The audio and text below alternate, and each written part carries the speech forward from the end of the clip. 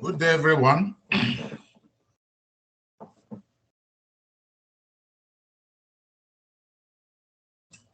Hello, Professor. Good day to you Good and to every one morning, of you. Professor. Thank you.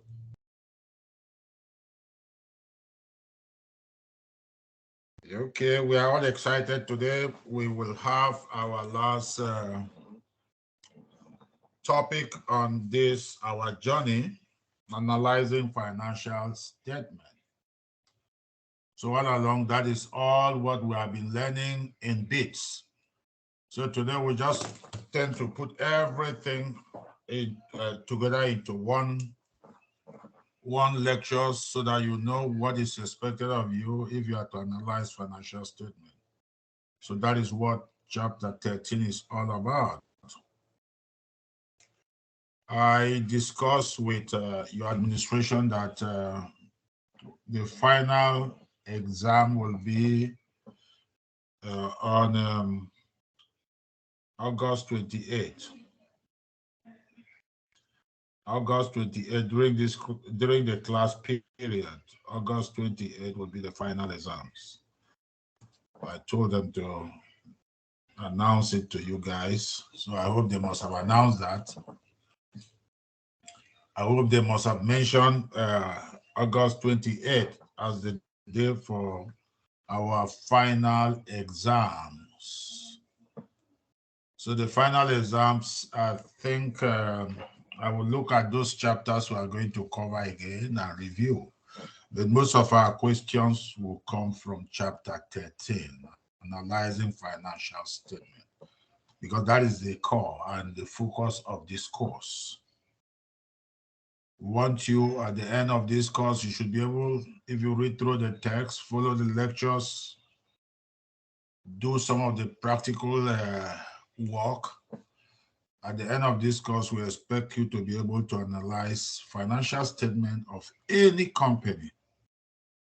If we are given financial, they tell you, okay, for Apple, go and analyze our financial statement. You should be able to analyze and make recommendations. So, analyzing financial statement, the first thing is the objective. What is the objective of this analysis? Is it for the investment? That is, somebody want to invest, or somebody want to buy into the company? So whatever is the objective will be the key. Then we move slowly into each of the components. What we have covered from the beginning of the chapter to the end, you will see that these are all what we have covered already. But now we're putting everything together to form what we call a comprehensive financial statement.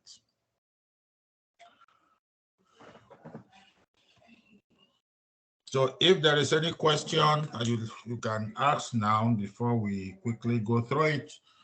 So final exam is on the 28th. So the remaining period, we'll be using it for the review. And then I will expose you a little bit to some of the practical aspects of comprehensive financial statement analysis until the 28th when we do the final exams. Sir, what time the exam? Say again. Question? Sir, what time? What time for our exam on August 28th? August 28th, 28th. Yes, what time? Like this time? I think is it not good this time?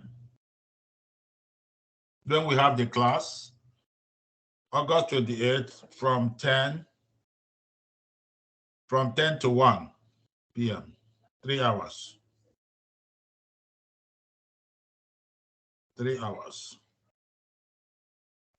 I expect everybody you should be able to be consulting the PowerPoint, consulting the text, and nobody has ever text me for any question, so I assume that the class or the topics are very straightforward. But everything, the data is there, the financial statement. If you are told to calculate the current ratio, you know what it is. Current asset divide by current liability. So anything you are told to do is very practical. It's there. So you are the only one who can learn those numbers. You are the only one who can pick the numbers. If you are to find current liquidity, you are the one to pick current asset and divide it by the current liability. It's not the professor that will do that for you. You need to know. And all through, I believe for each of those ratios, we're able to discuss the theory behind the numbers. When this is this, why is it this? So what is the implication of this ratio being the way it is? We have discussed that all through from the first chapter up to the end. So here now we are going to consolidate all the chapters. So I will expect every one of you now, if you have not been reading your notes, it's good for you to read the notes and understand what we are doing so that you'll be able to attempt the final exams. Professor, Yeah. Yes. as per a Continue. past discussion that Your Excellency mentioned that we will have the exam from starting from chapter 9 to chapter 13, right? Yes, I said that, but chapter 9 to chapter 15, except chapter 11. Huh? Yes. Okay, except the bond chapter that we did not cover. So from chapter 9 up to 13, most of my questions and most of the analysis will border on chapter 13, because the chapter 13 is the core of everything you have done so far. It captures everything from balance sheet, income statement, cash flow statement, all to the end. Now you will see that chapter 13, now we narrow everything now down to, we look at what are those ratios we call profitability ratio. We want to know profitability ratio, liquidity ratio, everything, and then investment ratio. So we have to put everything in those subheadings. So if you're analyzing if you're analyzing any company financial statement, you need to take note of that.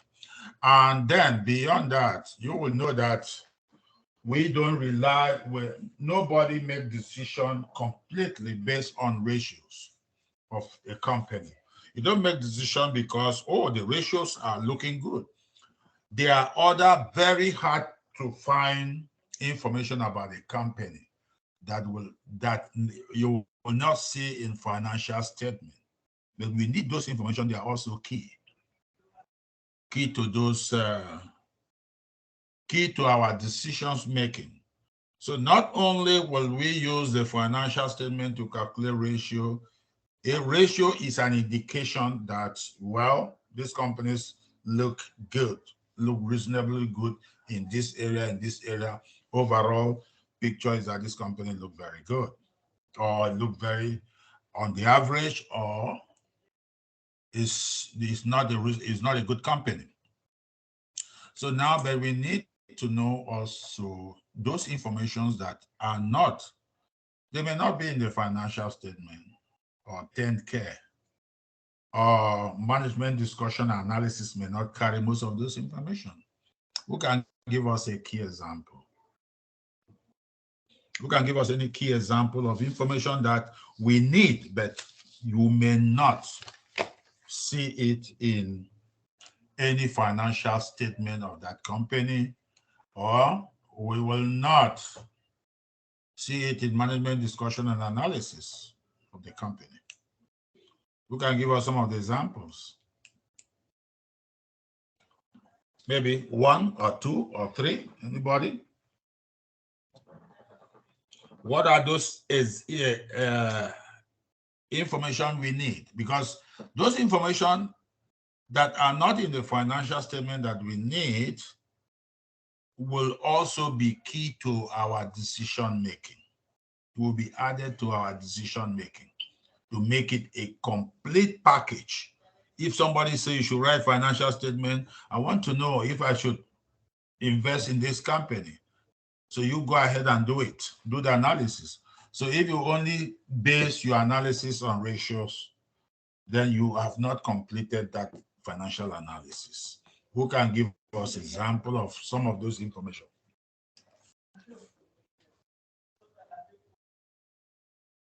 What are those informations that we may not find?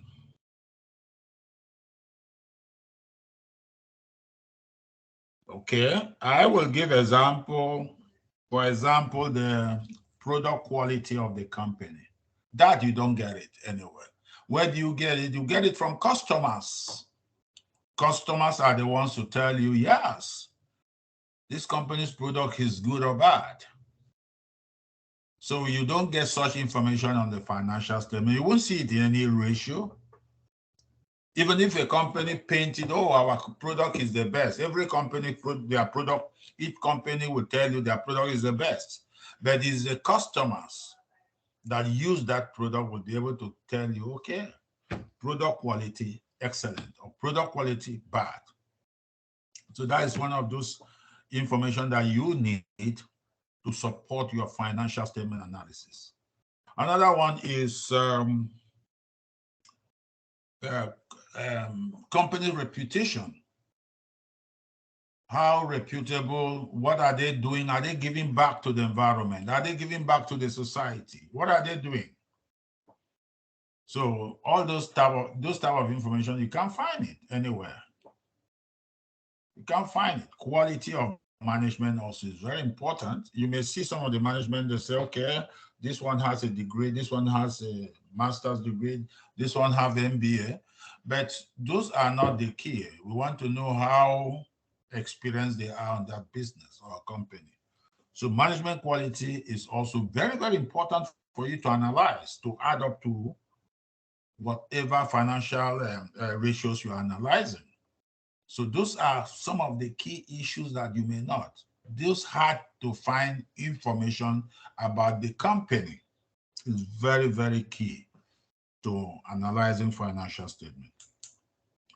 So what we'll go through the package on comprehensive financial analysis.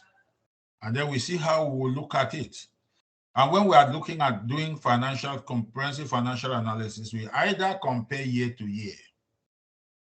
Professor, yeah. Sorry for interrupting. I have one question.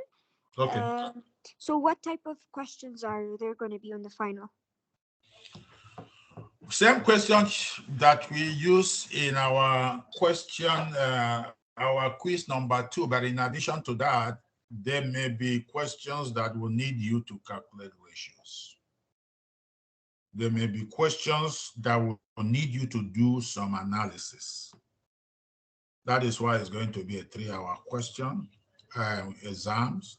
And the next thing, another thing is that next week, all through the 3 hours, we'll ready to run through some of those questions. Not the same question that will come, but we'll use it to review everything from the chapter that were chapter 9 up to 13. And then we'll spend more time on chapter 13 because the bulk of my question will come from chapter 13. So next week, since this is the last lecture, the last topic we are covering, so next week, exactly what we'll be doing will be running through those questions you should expect on chapter 9, chapter 10, chapter 12, and then chapter 13. So those are the things we'll be doing next week all through. We'll be working on those reviews. So I will bring some questions that we'll be able to discuss, all of us, and it will be highly interactive. If you interact with the system and with myself, you should be able to answer all the questions that will come in the final exams. So that is how it's going to look like.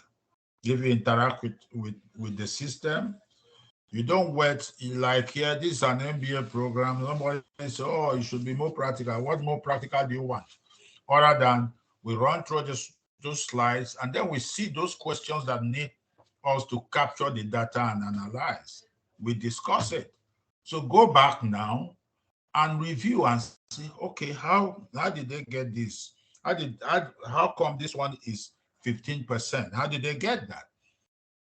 If you can practically pick the numbers and answer that question, analyze it, and get the result 15%, that means you got the concept. If you cannot, and you say, oh no, I'm getting 10%, I'm getting 11%, I don't know how you do. That is why you come back to me. And that is the way to learn. And that is the way to work on the MBA program. MBA program is for you, for us to expose you to all the information that you need, all the data that you need, all the analysis that you need. And it is your own place to find out how to get the solution. Now, if you go back to your company, you say, yeah, I got an MBA. What will the company do? They will give you a question. It's okay. We want to make short-term investment. Which company should we invest? They throw it to you. You will not go back and tell the company CEO or president, please, can you come and practically show me what to do? No. This MBA class has been able to equip you with what you need. So what is left for you is that you go back to your organizations. Some of those problems, you are now the one to go and find how to get the solution solved.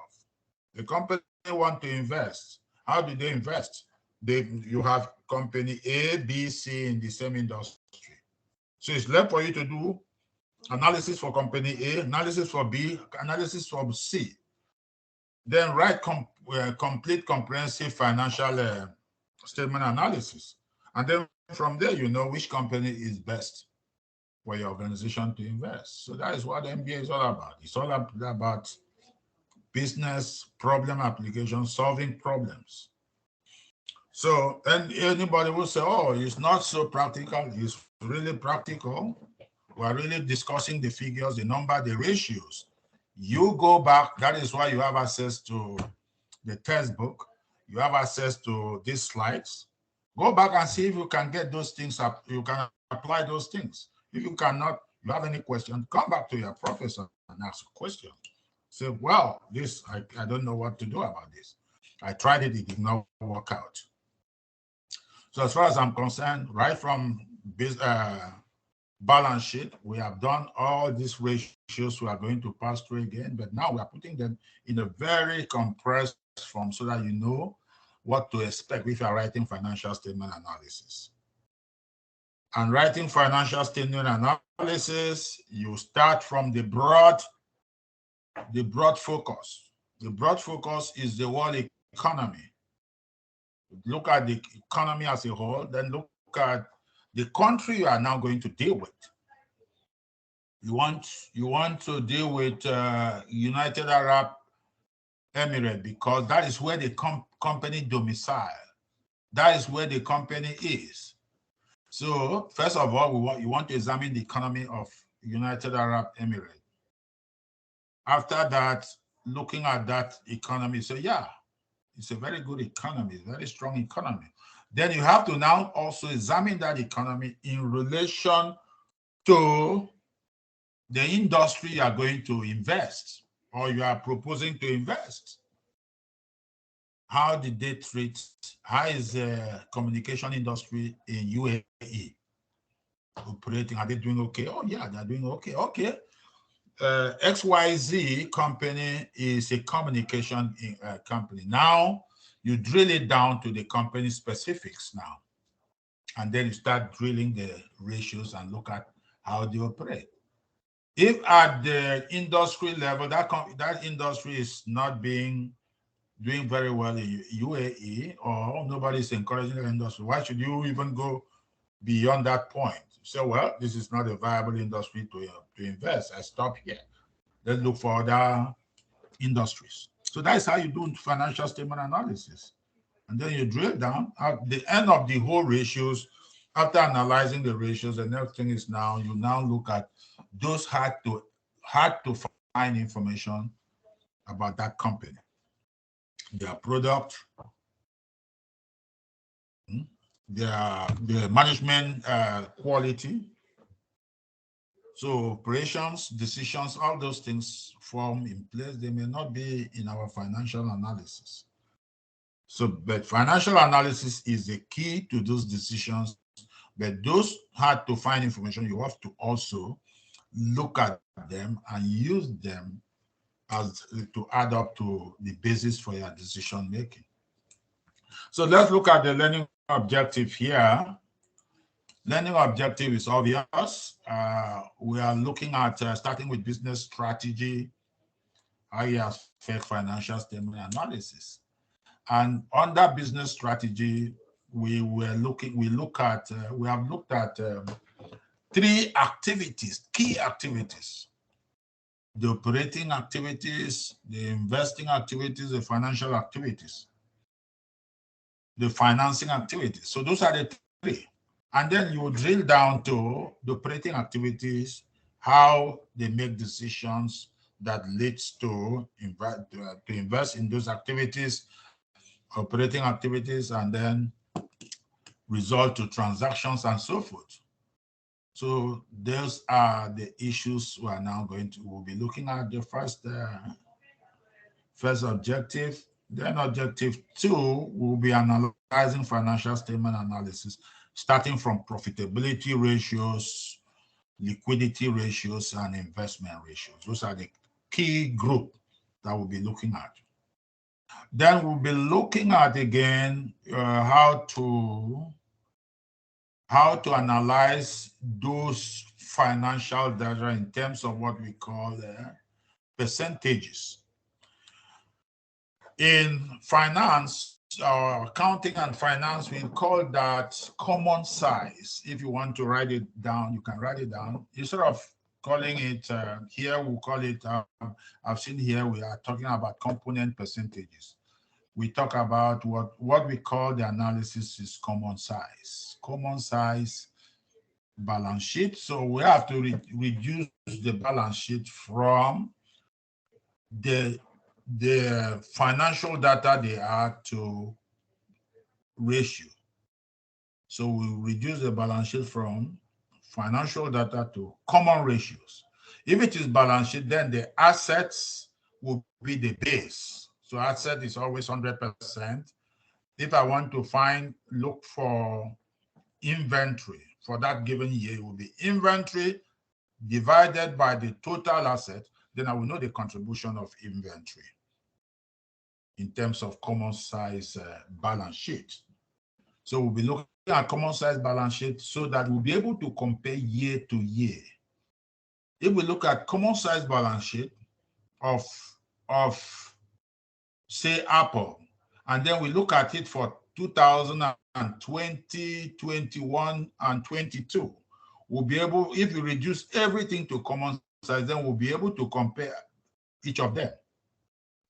Inventory 2020 is say 15%. 2021 is 25%. 2022 maybe 18%. That is how we use the common size. And then we do the same thing for income statement. But income statement, we are not looking at assets now. We are looking at sales. Net sales will become 100%. It will be the base. So every other thing is divided by net sales. And in fact, that is where we derive our profitability ratio. So that will be what we'll be looking at. We'll take it slowly there so that every one of you will participate in calculating some of the ratios that I will point out. And then you can see now we'll break it down. 3.134 will be what we call a profitability ratio. And then we look at the turnover ratios, liquidity ratios, solvency ratio is also one of those things that falls under liquidity as well, and then market ratio, that is investment ratios. So in a nutshell, those are the things we'll be looking at quickly, and our focus will be mainly to be able to know what to include in our financial statement analysis. So understanding business, okay, business here, we are looking at published account statements. And you know, published account statement is designed for the external decision makers, external, those who want to use those statements.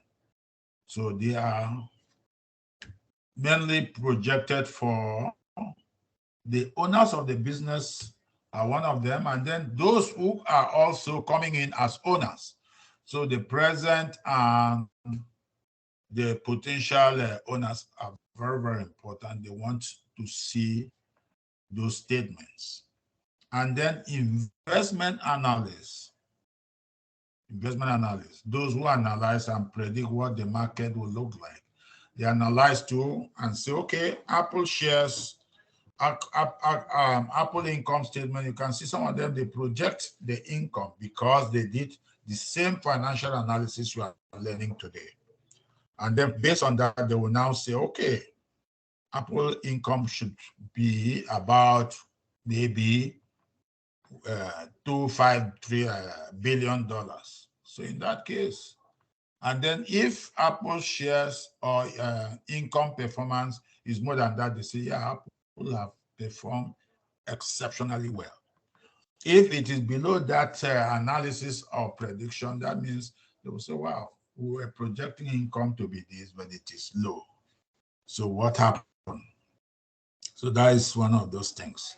So the investment analysis, then the creditors, those who want to give, or those who want to give money to the companies, or those, if the company want to borrow from finance company, from banks, so they will be interested to look at those financial statements as well.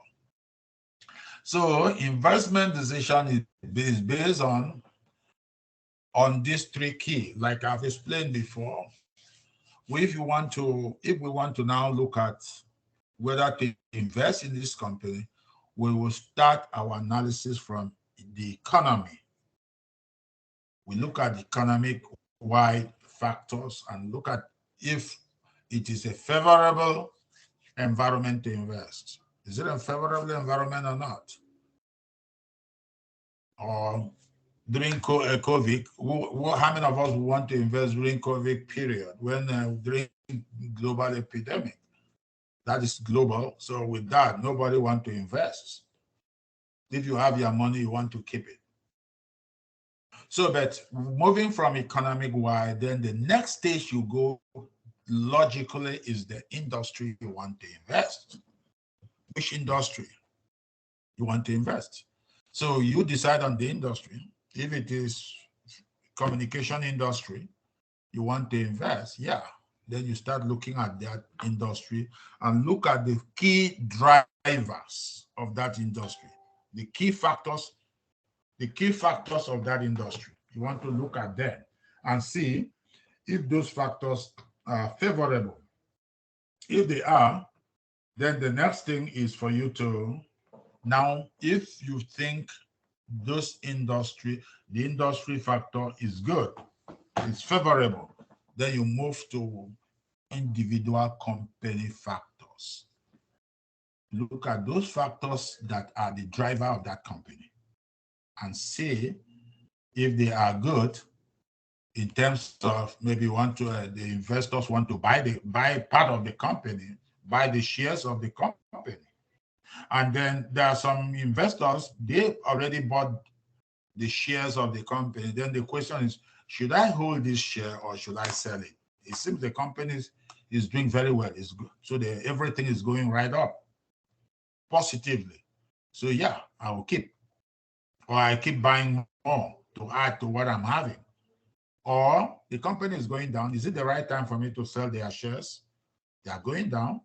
They move from $10 per share now to $8, now to $7. Is it the right time at $7? Should I sell and count my losses? So those are all the decisions you will be looking at the company. Hence, then you look at those very, very important ratios.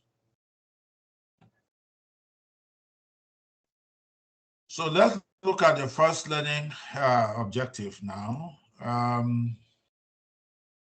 Financial statement, it reflects transactions we know right from when we started with balance sheet. We see how those transactions are being conducted, then operating based on which, starting with the strategy the company company now formulate their strategy based on those three activities, but focusing narrowly on operating decisions. So they now look at the operating. Okay, this is one of the key, because operating is the core of the business, of the company's activities, the core of it, because that is where the money is coming from. That is where we say this is the bread and butter of that company. So that is where the money is coming from. And then from there to transactions, they generate those transactions and bring the income. Then from there, they were able to now formulate the financial statement. Because when you generate income, you sell, you make sales. From there, you have the sales rev, gross sales, net sales, gross revenue. From gross revenue, operating revenue before income tax, and then so you are able to generate enough financials for that company. So first of all, you start with business strategy. What strategy are we going to adopt? And everybody's looking at the company, what the strategy they are using to be able to operate, make operating decisions. So it's very, very important. From there, transaction will be the next step that will come up. And then the financial statement analysis or financial statement now will be generated. What are the financial statements? The balance sheet the balance sheet will be affected. Income statement will be affected. Cash flow statement will be affected. Shareholders' equity will also be affected. So now those are the way the decisions makers formulate their business strategy. Their focus is on posting very healthy financial statements.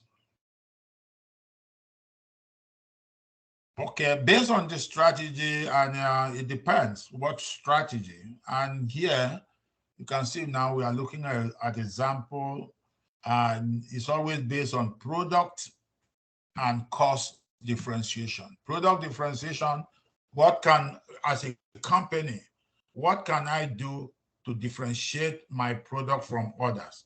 That is why a very good example these days is Tesla car. You know, that is an electric car, very sophisticated car compared to a car like Kia, very sophisticated. Hence, it will be very expensive too. So now, based on the quality, they will now say, okay, the cost. What will it cost to buy this car? How high should the cost be? And then based on you as a consumer, you will now be looking at Tesla and Kia. Which one should I buy? Do I need the car with a lot of features, park features for convenience? Or do I just want a basic car? So it depends on that decision. But then their main, for company, their strategy will be based on product differentiation. How do I differentiate myself? How do I differentiate my company from other companies? Like Apple. Apple has struggled very hard to make sure they are different from other companies.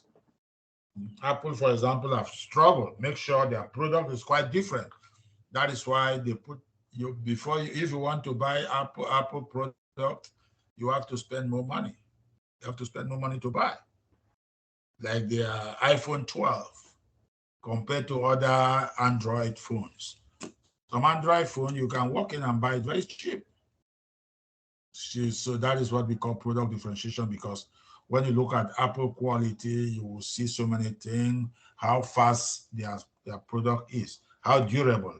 All that will be able to help you to make that decision.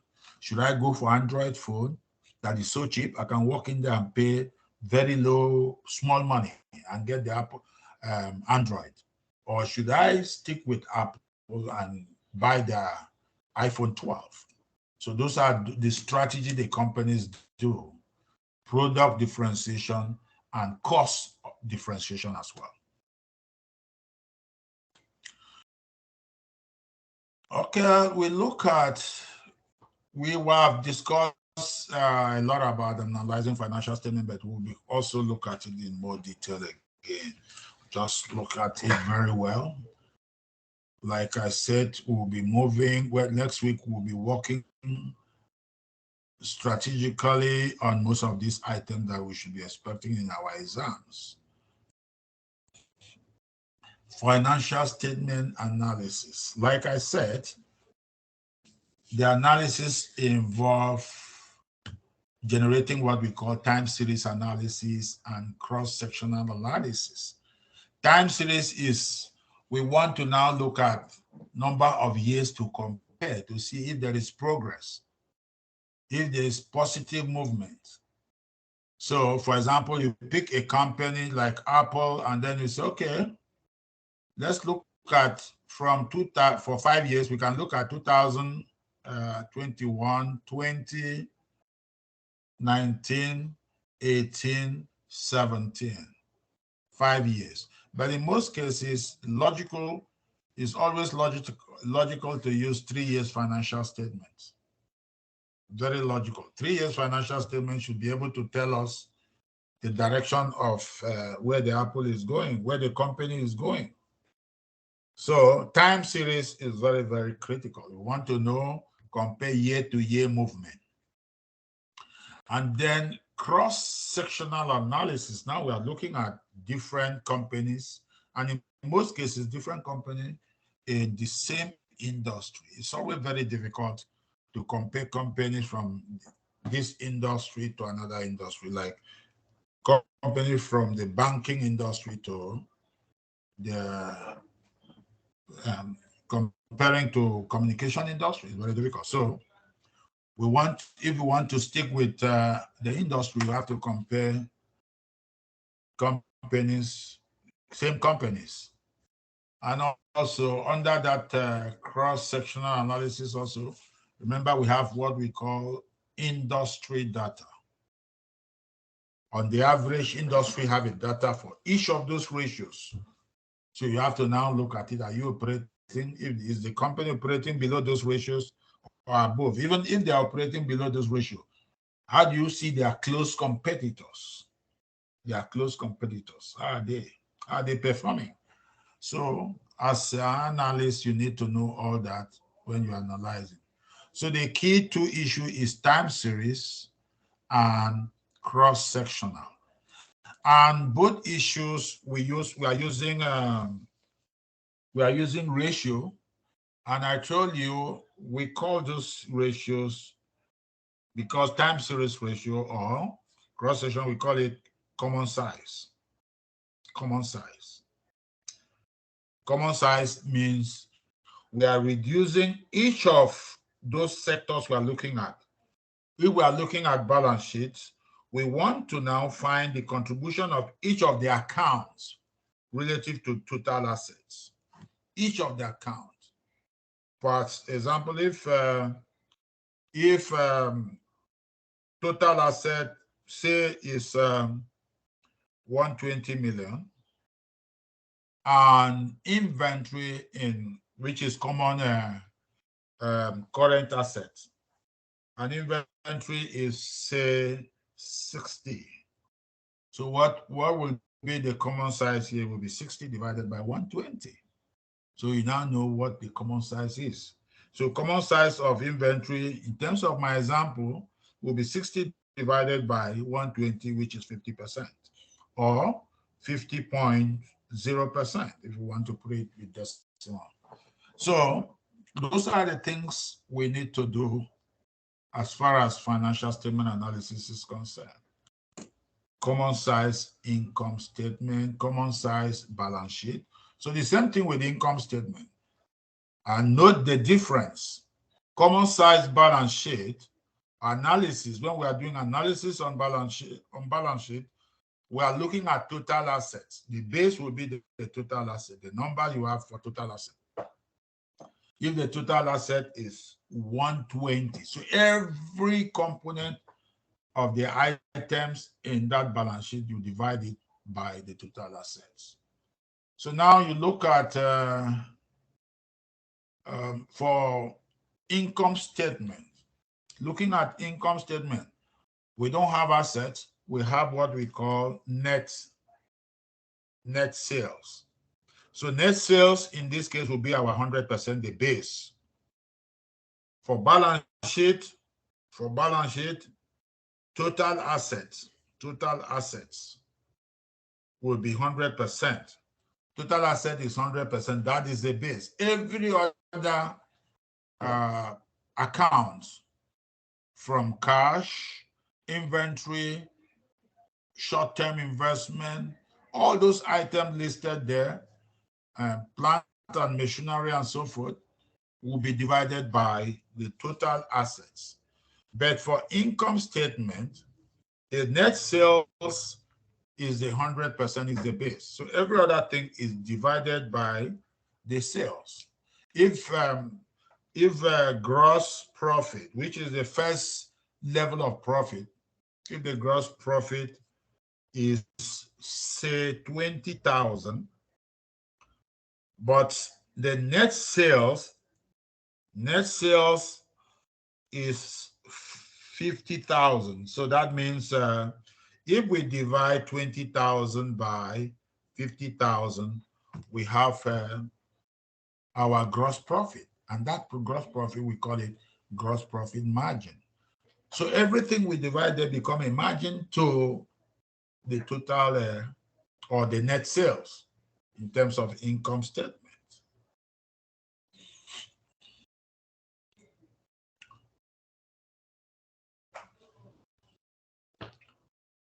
Okay, here, everything here, we always look at ethics, knowing financial information before it is made known. Insider information is good to mention this. Companies generally, or investment, or investors generally don't act on what we call insider information. Acting on insider's information can send that person to jail, because that insider information is privileged information within the company. That information is not yet in the market. That information have not been posted to the stock market. So if you have that privileged information about the company, for example, the company is expanding or the company is almost going bankrupt, as far as that information is not yet in the public domain, you cannot act on that information. It would be unethical to act on those information. So when you are writing your financial statement also, insider information is not part of it. It's not part of it. You don't know that insider information, even if, as you maybe you are going to a public place, maybe you are in the stadium watching football, and the CEO of a company is with one of his directors just sitting beside you, and they start talking about, naturally they may be discussing something about their company, and you are the analyst of that company. Incidentally, you are sitting next to them. You are not to act on that information. You can't act on it. If you act on it, that can send you to jail. So nobody will act on it. Investors don't act on such insiders information until that information is made public. So now let's look at compute and interpret component percentage. Here, components percentage, we are talking about common size statement, common size. So we reduce the financial to ratios. That is what we mean by percentages. So like I said, income statement, here we have net sales as the base. Balance sheet, we have the total asset as the base. If I say calculate inventory in terms of common size, you don't go and take net sales as your base. Inventory is a balance sheet items, so you will now be looking at total asset. What is the total asset of that company for that year? So that is what we'll be looking at. So let's look at some of them. This is Home Depot financial statement. This is Home Depot financial statement. And this is their income statement. Income statement as at 2020. So now, if you look at that, net sale is 132,000, 110 million omitted, 000 omitted. So let's look at the numbers. 132,110. Now the question is, what is the cost of sales? Cost of sales is the first level of cost that the company will impute into their income statement, and that will the result, the net will be the gross profit. So what is the cost of sales ratio? So it's just now you just pick this number. Cost of sales is 87,257. Divide that by 132,110, the net sales. That will give us what we call the ratio of cost. In most cases, we can say the contribution or the relationship of cost of sales to net sales. So that will be it. So now we will reduce every component here into a ratio, all this into ratios to the end. Operating income is 18. What is the percentage operating income in terms of net sales? So you look at cost of sales here and then gross profit. After that, gross profit. You will see that if you know the percentage of cost of sales, if you subtract it from 100%, you can, without calculating gross profit, you will get gross profit margin. So gross profit margin here will be 44,853. You pick this number, 44,853, divided by net sales, which is 132,110. It will give you what we call gross profit margin. That's one of the profitability ratio that we'll be looking at. Profitability ratio, as far as gross profit margin is concerned, is dividing gross profit by net sales. And then another example they use here is selling general and administrative expenses. That would be 24,447. Divide that by 132,110, and that will give you the result. That will give you the percentage of selling general and administrative expenses in terms of sales. So now I will want each of you to calculate the total operating expenses in terms of net sales. Calculate, and then one person will give me the answer.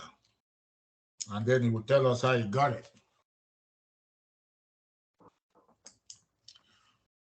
Total operating expenses is 26,575. So what is the percentage of total operating expenses in terms of net sales? Anybody who get the number should give us the answer. I'm also working it out. I don't want to check the slides. We look at it first, understand how to calculate the number. It will make more sense. 20.11%. 20.11%, correct? Yes. Okay, that is good. Even though I don't know, maybe I'm the one who is wrong. I got 20.12%. So you were almost the same thing, 20.11%, that is good. Okay, It's what 12, of it's 12. interest expense? Somebody else try interest expense. Interest expense is 1347. 1347. 1347. I want somebody else to do that.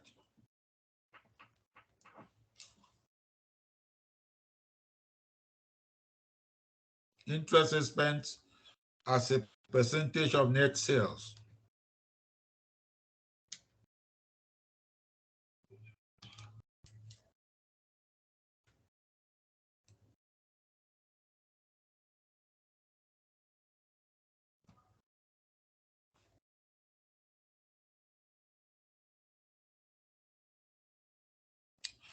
Somebody has gotten it. Interest expense is 1347. What is interest expense in terms of net sales for Home Depot 2020? I got my answers. I don't know whether I got it right. I want somebody to give us an answer so that I compare that person's answer to mine. Should I answer, Professor? Are you not the one who gave me the first answer? Yes. I want another person to give me the answer. Thank Okay. you. Thank you. So that we all get this. I want all of us to be on the same page. The core of our final exam is on this very chapter because you can see capture everything we have been doing from chapter 1 to the end. So, and that is if you finish and you're able to write comprehensive financial statement, then you have passed through this course.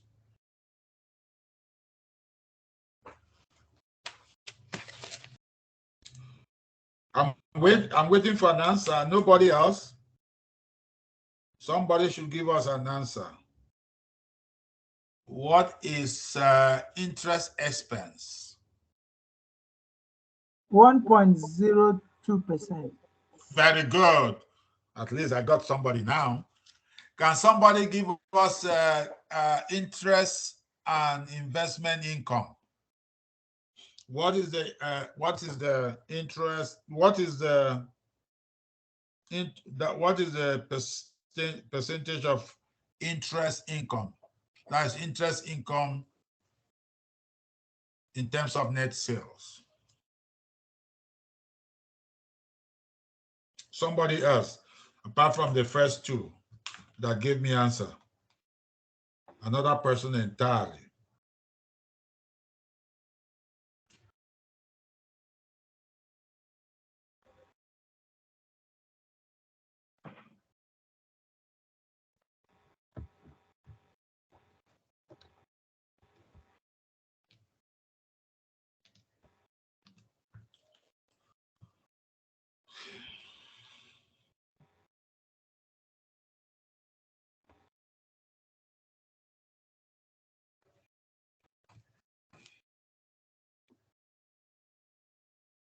I am waiting for an answer.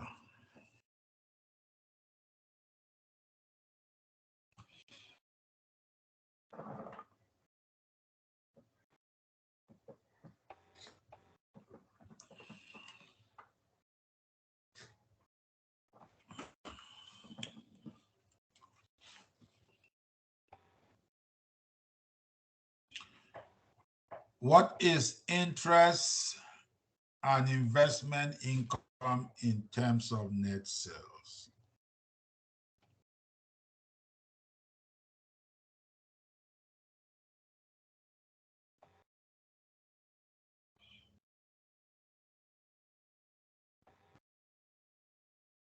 Anybody else to give us that answer?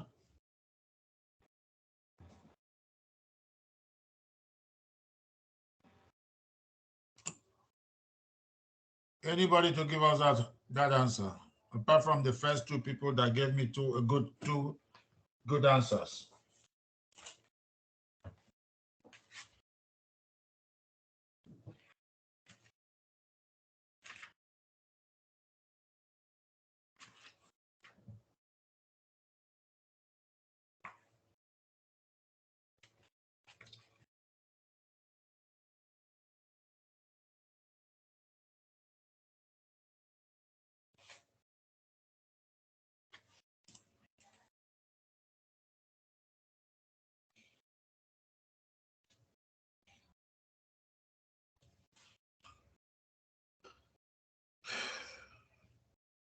Okay, the first two persons who can give us an answer.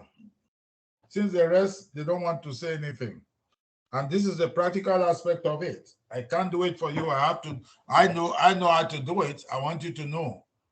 That's why we're in this class.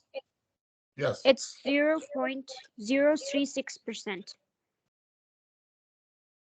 Yes, that is it, but then what happened to that number? Is that number positive or negative? Oh, it's negative. Yeah, it's negative, yeah. Because now if you calculate everything and leave it positive, you'll see that it will be, the total number will be more than 100%, which is more than 100 net sales. So that will become a problem. So you can see that is how we go down the numbers, calculate each of those components. Each of those components, we divide it by 100 by net sales and multiply by 100. So that is the practical aspect that you need to know. So the first thing you do with your balance sheet is reduce it to common size for each of those years. If you are doing it for 3 years, reduce this 2019 common size balance sheet to common size so that everything is in common size. By so doing, you will see the wisdom of now doing your analysis. And then for 2020, reduce every component of that balance sheet to common size, or income statement, sorry, to common size. And then 2021, reduce all the components of that income statement to common size. Same also for balance sheet. And then for the 3 years, you are able to have common size. Who can give us reason why we are doing this? Now we have reduced 2019. We have reduced 2019, 2020, and 2021 to common percentages or common size statement. So who can tell us why this is done and what will that do for us? Who can tell us? Anybody can answer. We have done the analysis for the 3 years. We reduce everything first to common size, to the same ratio. Everything now is in terms of net sales. We have reduced it. So who can tell us why it is done? So I think why it's done is because for easy comparison and classification. For Yes, easy comparison. yeah. Very good. You got it. For easy comparison of year-to-year performance, we have now reduced everything to common size, everything. So now when it is percentage, we are now comparing apple to apple. But when it was different financial numbers, for example, gross profit for 2019 maybe 5 million, for 2020 maybe 15 million. So but we don't know. But by the time we subject that treatment, that analysis, and compare them to net sales, we are able now to see year to year, which is what we call the time series analysis. Year to year, we now see what is going on. Is gross profit increasing or decreasing? If it is decreasing, now we now dig deep as analysts to, what is causing, look at it. For 3 years, gross profit have been increasing. What is responsible? This is good trend. We like it. We like more profit. So what is responsible? Why are we digging deep into even when it is good? It's because we want to know what we are doing well. That is what the company is doing well so that they can sustain it or improve upon it. That is why they reducing all the percentages to reducing the financials to common size or percentages. So let's look at the next slide here. So you can see now, look at, this is component percentage or common size percentage for Home Depot. For 2020, you can see cost of goods sold. Who can read what is cost of goods sold there? What is the percentage of cost of goods sold?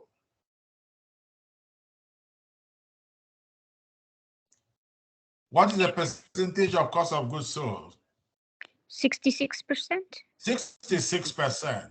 So you can see 66%, that means, how do we get this? We divide cost of goods sold by net sales, and then we got 66%. So whatever remain out of 100%, if 66% is cost of goods, so what is left is what we call gross profit margin.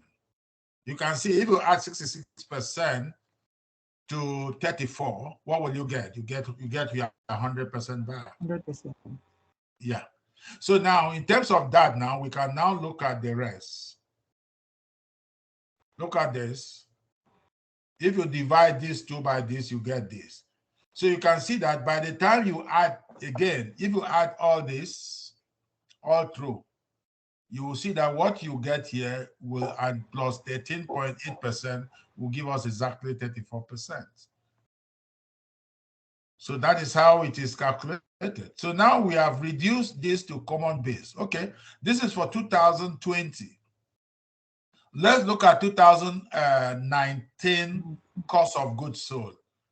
Cost of goods sold in 2019, so you can see that is 65.9. So that means it is just like it is 66%, correct? And then when you look at 2018, it is also 66%. So that means their strategy is to maintain a stable cost of goods sold at the level of 66%, so that they will be able to derive that gross profit margin of 34%. But you can see, even though net sales is 132,110 here in 2020, in 2019 is 110,225. In 2018 is 108,203. These numbers become meaningless. We cannot compare net sales of this year, but then in terms of analysis, we can compare now that we have reduced it to common size, we can generally compare the effects of each of those components to the net sales. And surprisingly, you can see cost of goods sold is generally maintained at 66%. So that makes more sense to us than looking at different net sales position or looking at gross profit. This is the 2020 is 45,000. In 2019 is 38,000. So these are numbers, again, don't make sense to us, because you can see 44,000 or 45,000 here is quite larger than 38,000. And 38,000 is larger than 37, or 45,000 is larger than 37,000. But it makes more sense when we reduce it to component percentage, or otherwise called common size. So now we'll be able to dig down and do the analysis. And when we analyze percentages of income statement, we are doing also what we call profitability analysis as well, because each of these components, each of this level give us the margin. This is gross profit margin. This is operating income margin. And this is earning before income tax margin. And then this is net earning margin. So those are the profitability margin, which we are going to see. So we don't need to just look at them again. Again, looking at these two, we can now compare it. We can pick each of these here and compare to the closest competitors of Home Depot. That is sectional analysis. So we can compare it. And we can prevent this in form of statistics bar chart if we are presenting it. If I'm presenting this, I can reduce it to bar chart and publish the bar chart so that people will see pictorial bar chart better than now looking at all the numbers. So you can see visual tools here.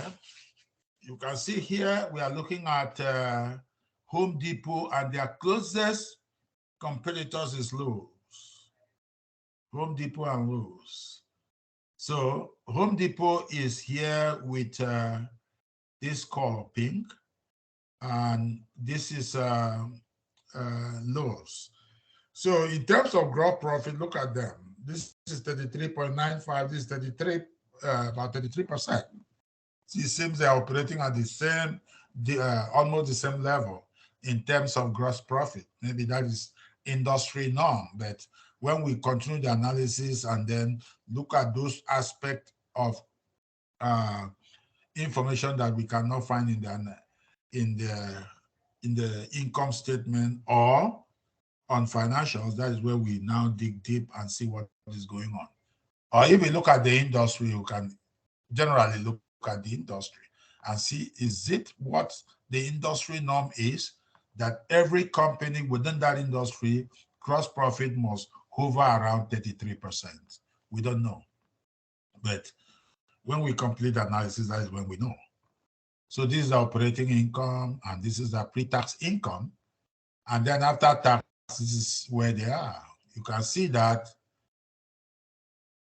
the Home Depot generally net profit margin or net income margin is far superior to that of Lowe's. So those are those analysis that we try to put together. We will take a 15-minute break. Let's take 15-minute break and come back after 15 minutes.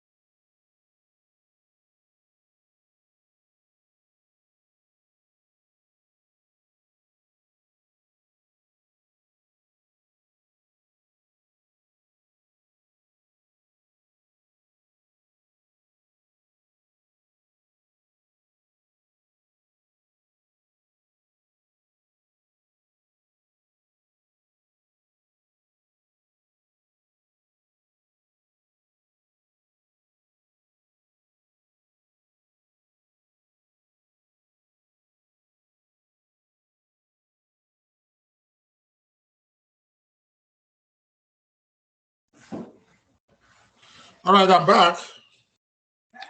No, not you. Okay, I am right back. So we look at this visualized presentation, then ratio analysis. So we talk about a lot about ratio analysis, what it helps us to do. Help us to analyze financial statement, to be able to make informed decisions. So that is all what ratio help us to do. So we have discussed a lot of things now, so you should be able to know how to go about the analysis. Then looking at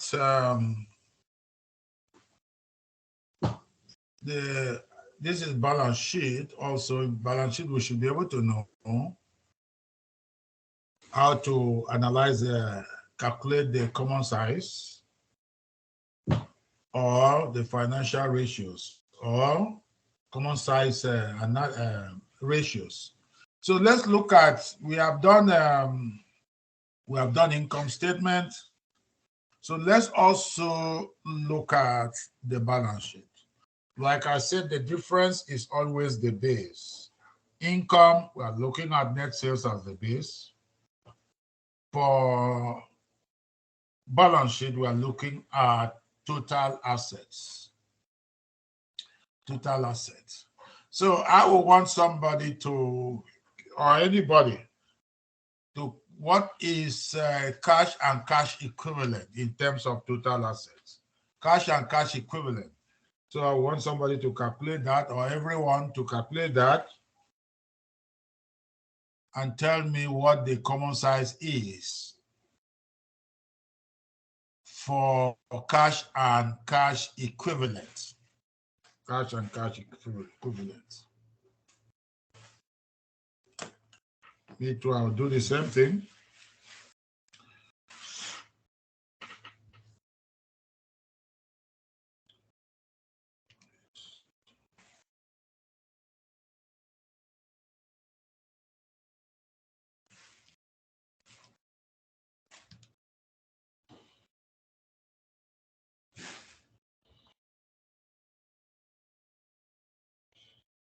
Who have gotten the numbers? 11.18. Very good, 11.18%. Even though my own, what are you using financial calculator? Huh? No, I'm using my phone. Yeah, you're using your phone. Okay. Financial calculator, like you can set the decimal up to six places of decimal. So I set mine to 6 places of decimal. That's why I get a lot of numbers. So that is why mine gave me 11.19%. 11.19. But the difference of 1%, nobody will mark it wrong for you. As far as you get 11.2, 11.2% is correct. 11.18 is also very correct. So that is it. So somebody look at receivable net. That is account receivable. What is account receivable in terms of net sales? Somebody else?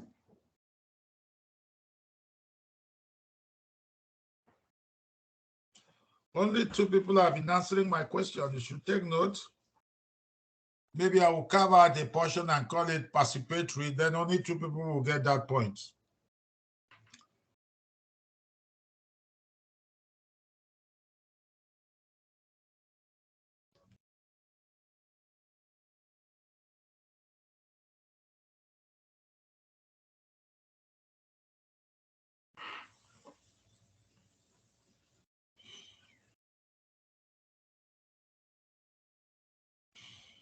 Who got the answer for?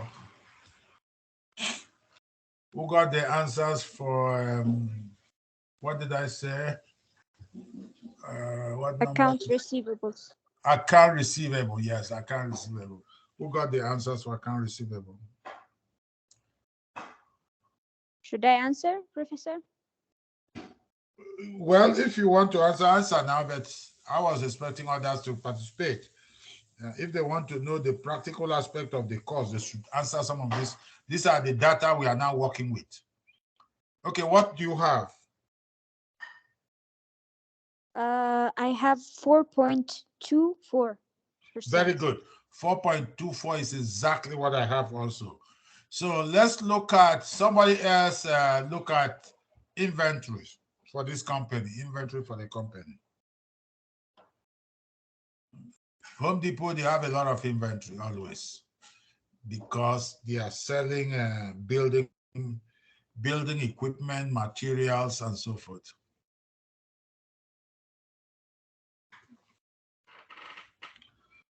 I know somebody else will help us this time.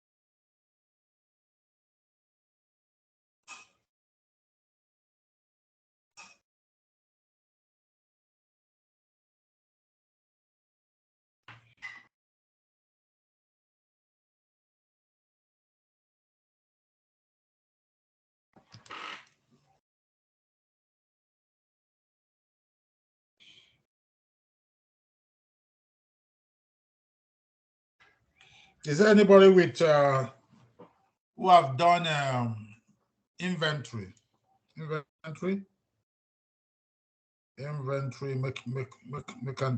inventory.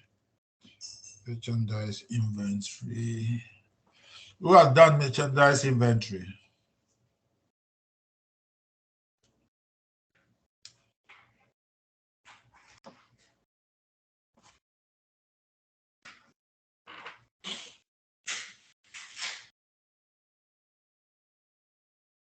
Okay, I got 23.56%. If anybody get anything different, you should let me know. And then the last one I want us to work on is other assets. So that we have done everything about current assets. Other assets. Other assets.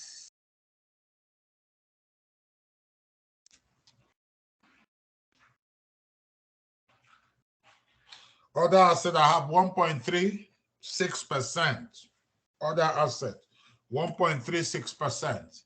So if we continue likewise and calculate property and equipment, and then operating lease, and then goodwill, and then other fixed assets, then we will have all the numbers, add all the numbers together should give you 100% for total assets.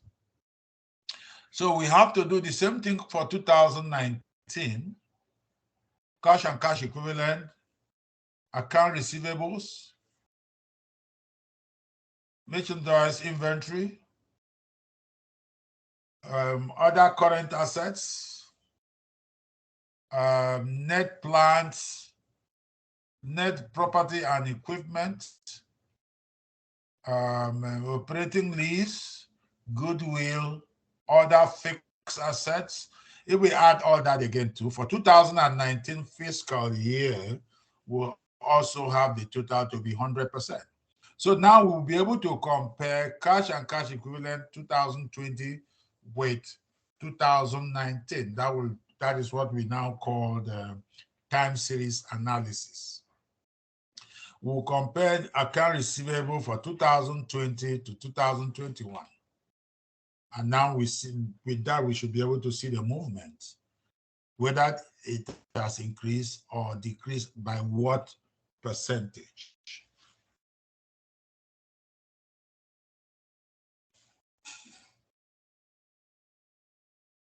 Okay. This still continue for liability side.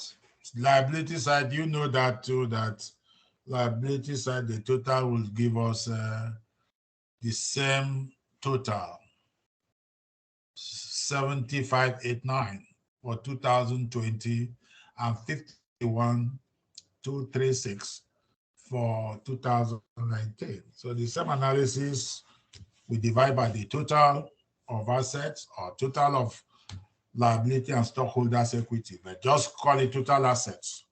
If we divide that, each of the components will get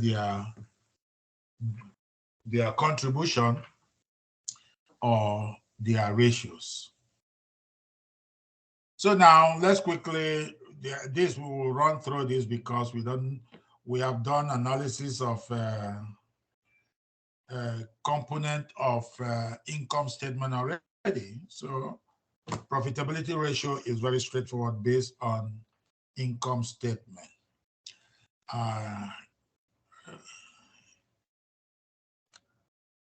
So now profitability ratio, let's we look at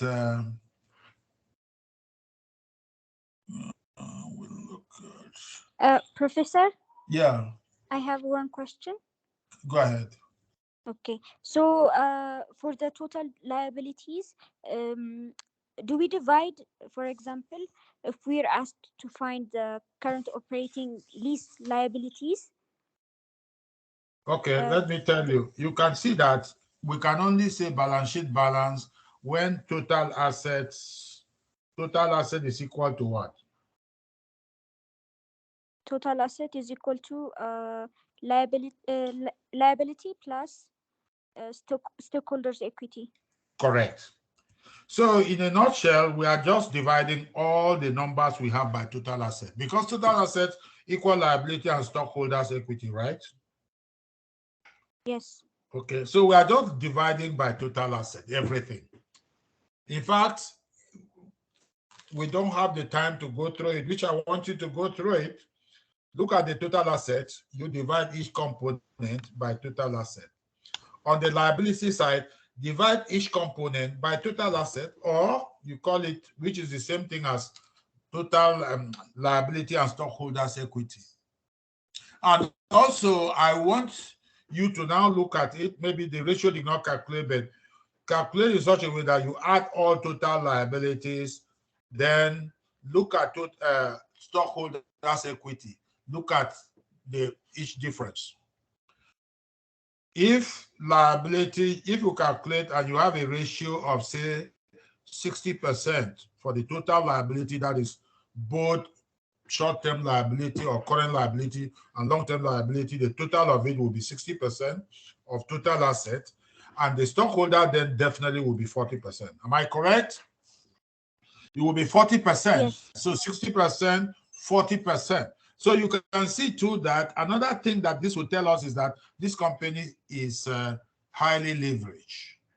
Highly leveraged in the sense that you can see that they owe far more than what they own. The stockholder is 40%. The liability, long-term, short-term, is 60%. So the company is really exposed to a lot of debt because it's over 60%. But in any case, you do the same thing you do on asset sides. Divide each component by total asset. Divide each component on the liability side. If you don't want me to use total asset, I will use liability and stockholders' equity, which is the same thing as total assets. So you divide it. When you add everything up, it should also give you 100%. 100%, the 100% here in the liability side will be liability and stockholders. When you add it, when everything is added, it should give you 100%, which is the same thing as total asset. So now you'll be able to compare. You'll be able to do your time series analysis. And also you can now move forward to do that same thing with another company and do your sectoral analysis as well. So in that case, you are comparing company to company performance. Any question? Thank you, Professor. Okay, all right. Thank you. So now let's look at all these ratios and then we start listing them out. We have come across all of them, like we have come across all of them when we're doing each of those items. For example, we have what we call return on equity. Return on equity. So return on equity, that is the contribution of net incomes in terms of stockholders' equity. We want to know for each $1 of the owner's contribution, what is the net income? What did they make in terms of net income? Very, very good number for investors. So that will be net income divided by the average total stockholders' equity. And I remind you, when we talk of average, that means what should be at the back of your mind is that, oh, when we are dividing by average of a component, that means that item is a balance sheet items. Average, we talk of the beginning, at the beginning and at the end. So if you look at balance sheet as at January 1st, look at the balance sheet as at December, when we add the two numbers, divide it by 2, that gives us average of that component. So if we divide net sales by average of total stockholders' equity, then we know return on equity. The contribution of each $1 invested by the owner of the business. What is it in terms of net income? Also, we have the second one there, return on assets. That is the contribution of the total assets. $1 of total assets bring how much of income? Indirectly, that is the question analyst is finding out. That shows that asset is either well utilized or not. And then this ratio, the number 3 ratio, we all know. The first level of profit is gross profit, and then gross profit margin when we divide by net sales. You see, we don't talk about average net sales here. We talk about net sales because net sales is an income statement component, not balance sheet.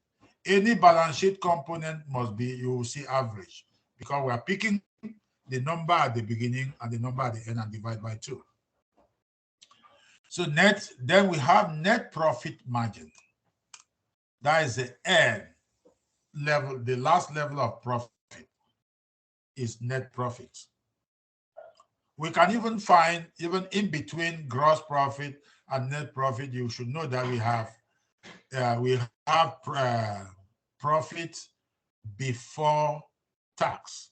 We can also find such margin if we want to see the effect of tax on profitability. We can also find that and find the net also.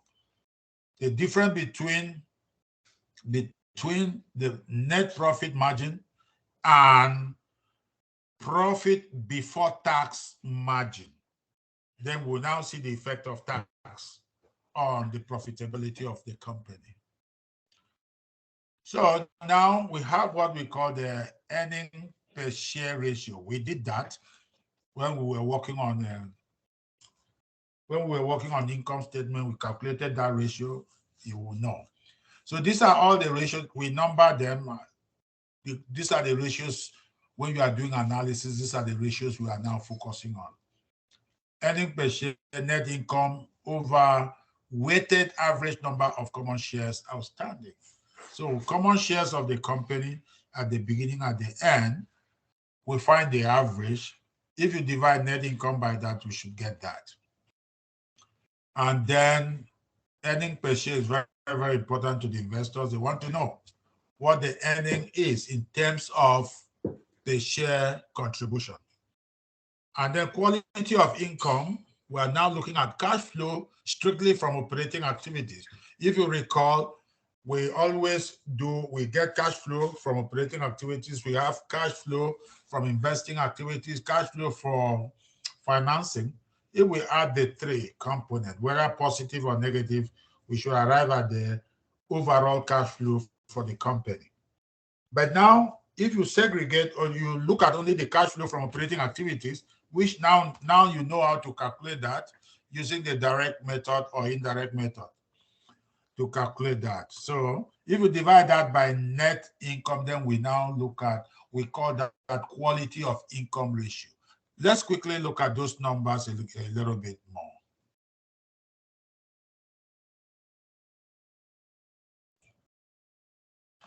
Okay, so return on equity, total average stock. So the total average stock, if we pick the number from the balance sheet,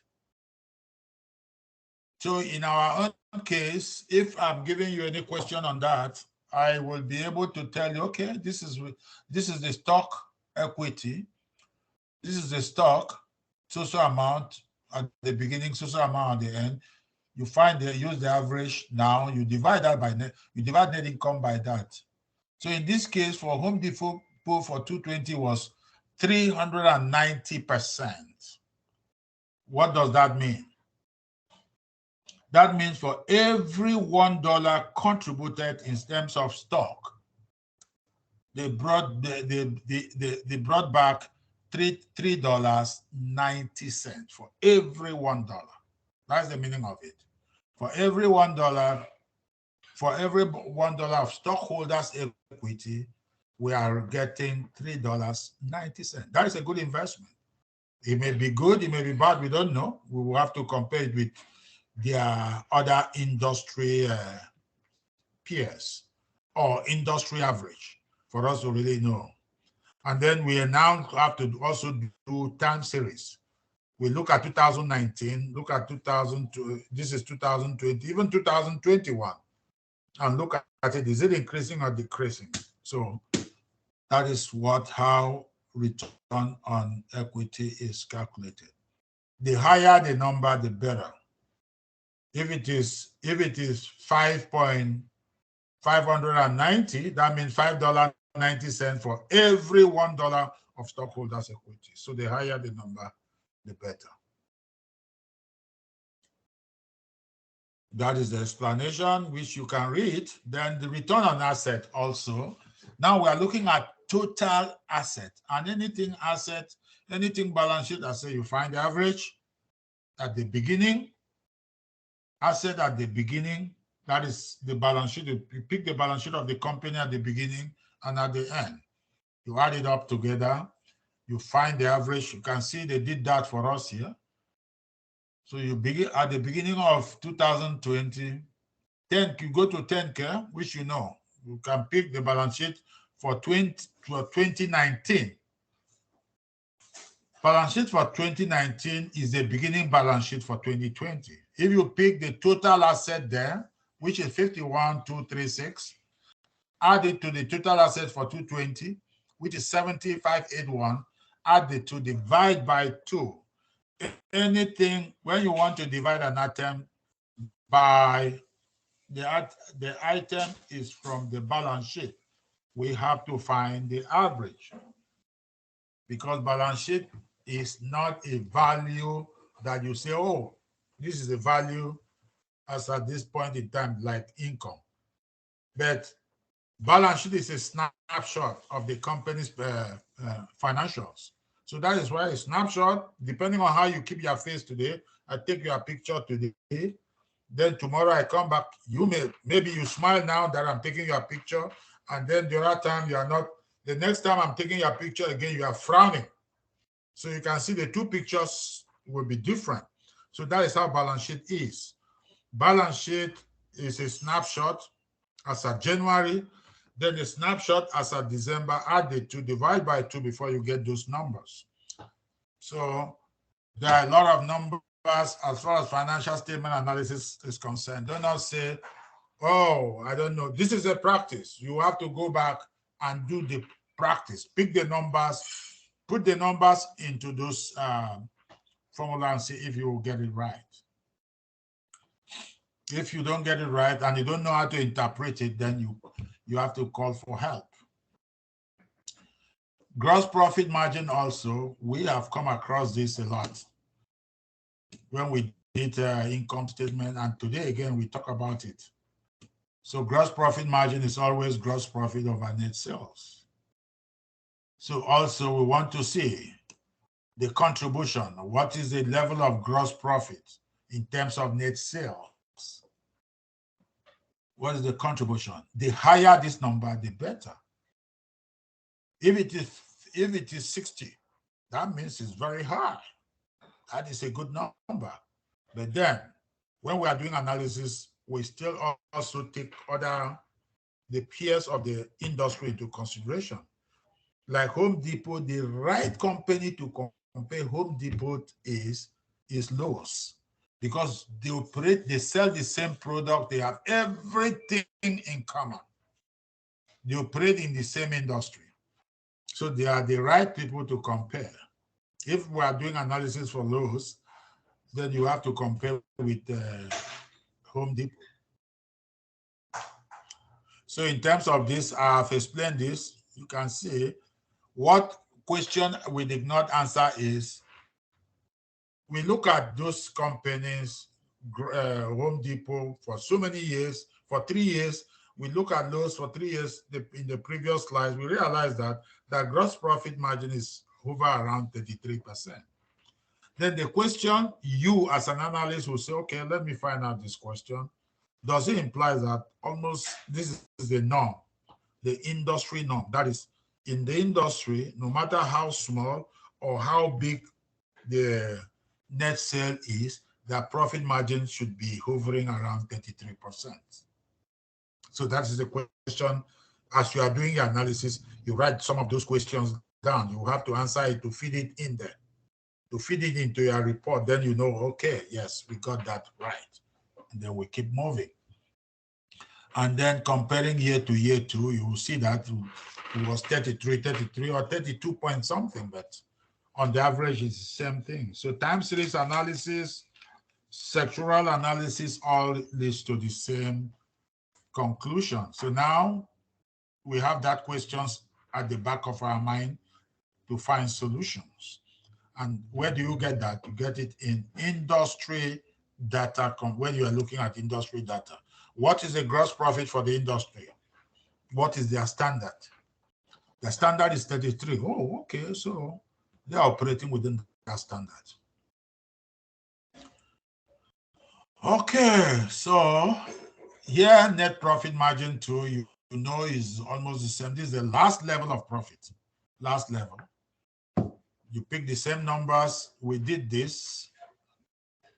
You pick the net income, net sales, and you find. We realized that it was 9.76. And for Home Depot, for Lowe's, their closest competitor, I think it was about 6.5%. Was 6.5%. So you can see, in terms of net profit margin, Home Depot is superior. They posted superior number in terms of net profit. That means they keep most of their net profit than than Lowe's. Lowe's almost lost everything, 6.51%. They almost lost everything. Okay, then earning per share ratio. I think we did this ratio as well. We have talked about it. In this case, Home Depot earning per share ratio. That is per share. This is how much? $11.98 for every share they have. It's just dividing it by the weighted average number of those shares. So the average number is 1,074.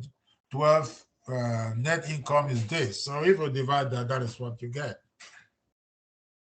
So $11.98 per share. That is what earning per share ratio is for Home Depot. And then lowest is $7. $7, I've seen it here, $7.77. It's lower compared to $11.98. So in terms of earning per share ratio, Home Depot produce superior numbers. In terms of investment, if I'm to invest, if I'm looking at the earnings, I will invest with Home Depot because for every one share I purchase, I will have $11.98 return. So that is good. Whereas this is 7.77. It's not that it's not bad, but then if you are giving me option to choose from this company, Home Depot and Lowe's, I think I would take Home Depot because they produce more. They produce $11.98 per share, more money. Then quality of income ratio, that one, cash flow generated from operating activities. You now know how to calculate that. Divide that by the net income for that year. So here we have 1.46. The threshold is always looking at 1. 1 is a very good quality. That is 1 for 1. It's a good quality, but anything more than 1 is very good. So the higher that number, the very, very good the result is. So the ratio higher than 1 indicates high quality. So 1 is a threshold. Anything below 1, that is a problem. For lowest quality of income ratio was 1.89%, very high in 2020. Both Lowe's and Home Depot have high quality of income ratio. See, Lowe's is even superior to Home Depot, but both have, we just classify them in the same group. Anything more than 1 is high quality income, high quality of income ratios. So in terms of quality, they have very good income ratio.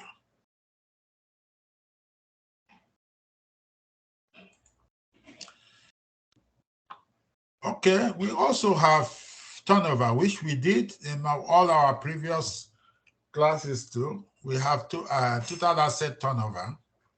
We have fixed asset turnover. We have receivable turnover ratio. We have inventory. What is the difference? Total asset, we are looking overall total asset, which is the number, the last number on the balance sheet. On the balance sheet, total assets. So that is, we are measuring net sales in terms of that to see the contribution of $1 of total asset in terms of net revenue. Fixed asset turnover, now we are excluding current assets. Only fixed asset we are now looking at. So we can only pick the number fixed asset, net sales divided by that fixed asset average is what we are looking at. Inventory turnover is the cost of goods sold. This is the one that is slightly different. Cost of goods sold, which is the first level of expenses. The first type of expenses you are deducting from net sales is cost of goods sold. And now every one of you, I know you know how to calculate cost of goods sold. You know how to calculate cost of goods sold and ending inventory. We did all those inventory valuations in the previous classes. So if we divide it by the average inventory, because inventory is a balance sheet item, you pick beginning inventory, ending inventory, add the 2. You know how to calculate the 2 now because we have done this before. So if you take the 2, divide by 2, you get the average inventory. Then cost of goods sold, you divide it, give you what we call the inventory turnover. Those are the numbers that you will be, I want you to verify, make sure they are correct. Make sure you know what they mean. Like in this case, total asset turnover. This is for Home Depot is 2.7. So that means on the average per dollar asset of the Home Depot balance sheet, it generates $2.70 of revenue. So it's very straightforward interpretation. If we divide it by total asset, that means for every one asset, $1 of asset, what is the net sales? Then Home Depot office lows here is 2.8. So they're almost operating at the same level in terms of total asset turnover. They're almost operating at the same level. You see, by the time you reduce everything to component ratio or common size, you'll be able, it's very easy for you to do your analysis, very straightforward, depending on the objective of the analysis, very easy. So you don't need to now start looking for numbers. And in comparing those ratios, some questions still come up, which you may keep aside and look for those solutions to add up to your analysis to make it a complete, comprehensive statement analysis. Then we have the fixed asset turnover. So in this case too, you are only focusing specifically on fixed assets. It's almost the same thing as total asset, but the other one, we are looking at total asset. Here, only the contribution of fixed asset we are looking at. $1 of fixed assets, how much do we have in terms of net income? In this case, it's 5.57. So but for every one fixed asset, it generates $5.57 of net income. For lows is 4.73. So you can see in terms of fixed asset turnover, Home Depot is a little bit of superior. Okay, receivable turnover, you know how account receivable come into play. When a company sells assets on credit, that what will generate will be what we call one of the transactions that will be generated will be account receivable. Account receivable is telling us how many times they are able to turn account receivable from net sales. So the higher receivable turnover ratio suggests that the company collects account receivable many times during a year. So in this case, we have 52 times. So they collect account receivable 52 times a year. So that means it's a good performance in terms of account turnover ratio.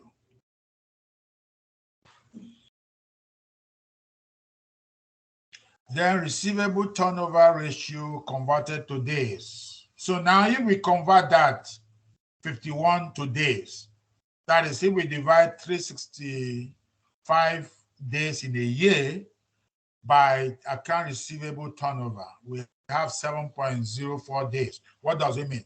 It means that within 7.4 days, they are able to collect their receivable. They are able to collect their receivable, which is a very good performance.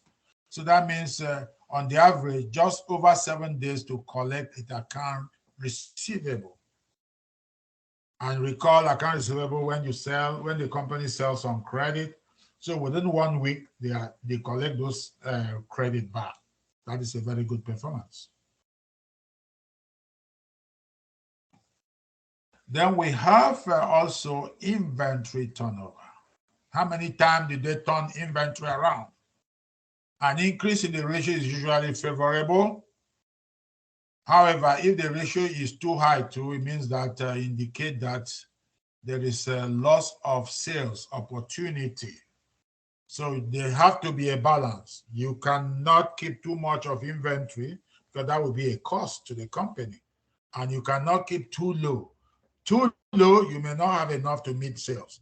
Too high, that would be a waste because you are keeping a lot of inventory and you are not selling. So this ratio is also very important for that. So in terms of that, which is cost of goods sold all over inventory, is 5.60 times. 5.60 times. And because this is balance sheet item, we still have to find average beginning balance sheet, beginning inventory plus ending inventory divided by 2. All of us know how to calculate ending inventory. So that is not a strange thing to us right now. So if you do that and then you divide that by 2, that will give you the what you have here, what you have as the base, average inventory. In this case, it is 5.6 times. For lows, it's 4.9, 4.09, slightly lower. Then inventory, then you convert this to days. If we convert that number to days, it's just by dividing 365, which is the number of days in a year, by the inventory turnover ratio, which is 65.1 day. So Home Depot's average day to sell inventory ratio implies that on average, it takes a company just over 65 days to sell its inventory. Just 65 days to sell its inventory. So all the ratio means a lot. It means everything. And then we know you need to, after calculating ratio, you have to know the theory behind the ratio. So overall, we come to what we call the operating cycle. You remember operating activities, that is one of the key activities. So what is operating cycle? Starting from the suppliers of inventory up to the time when the receivable is turned to cash and supplier is being paid, is what we call the operating cycle. Operating cycle from supplier to inventory to semi-product, finished product, and then sales, and then back. We call it cycle because that cycle have to continue. As soon as that cycle is broken, that means something is wrong with the company. That means the company is not producing. That operating cycle have to continue. It's a vicious cycle that have to continue. From suppliers of inventory to inventory. From inventory, we now move from inventory to semi-finished product. From semi-finished product to finished product. From finished products to sales. Sales may be cash or receivable. Receivable, then it turns back to cash. So it's operating cycle. Okay, so we now look at profit driver analysis. You recall that we have looked at return on asset, which is net income or on the average, all over average total asset. That can be broken down. We can break it down to net profit margin multiplied by total asset turnover. In this case, we narrow down to see the contribution of each of these components. Net profit margin. This is net profit margin multiplied by total asset turnover. How do we change return on assets? Return on asset is net income over total assets. So if we now spread it, net income is here. Look at average turnover here, average total asset.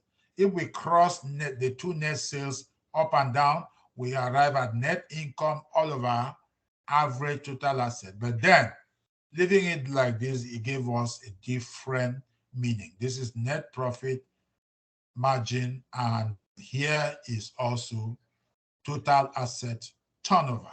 So this helps us to narrow down, it helps analysts narrow down the main driver of the operating activities, the main driver, or what is causing the position, their performance in terms of return on asset to go down. So from here, they will know. And another thing that we'll learn will be what we call the DuPont model.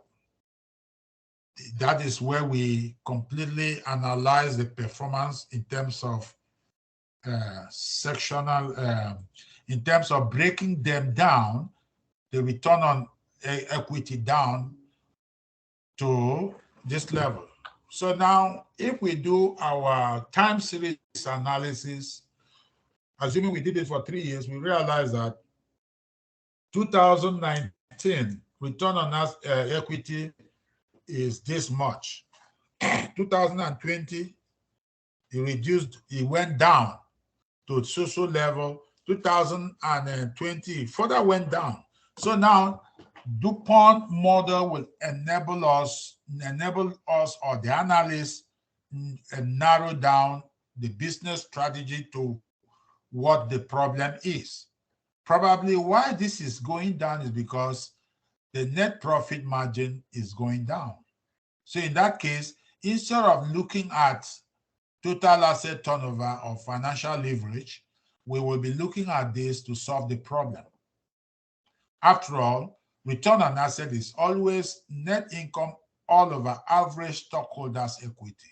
So if we now split them into net income all over net revenue, which is net profit margin, then net revenue all over average total asset multiplied by average total average all over average stockholders' equity.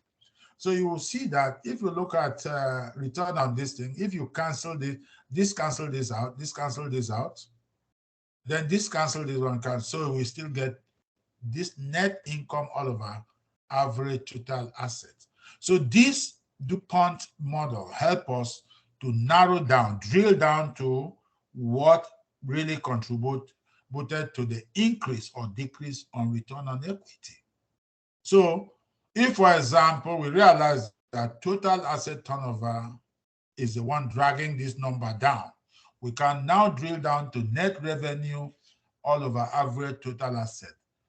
What make these numbers contribute to the negative position of return on equity? We should be able to now analyze this.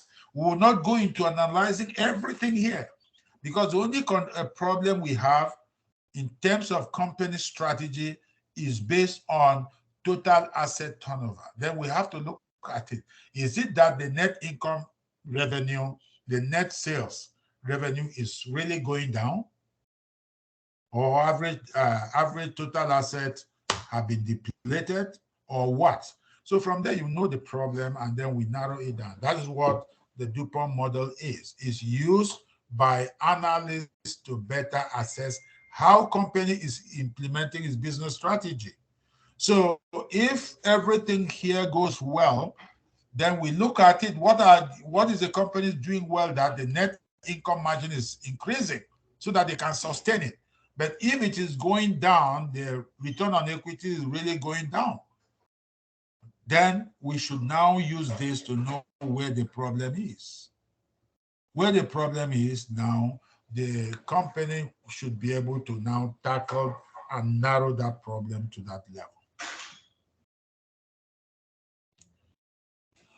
Okay, so now another key issues, we did cash flow statement. So another issue is liquidity ratio. So we have done liquidity ratio before. So it's then we have done cash flow. So for liquidity ratio, very straight calculation. We have the current ratios, we have the quick ratio, and then we have the cash ratio. Quick ratio here, if you look at it, we are not including, there is one item we have not included.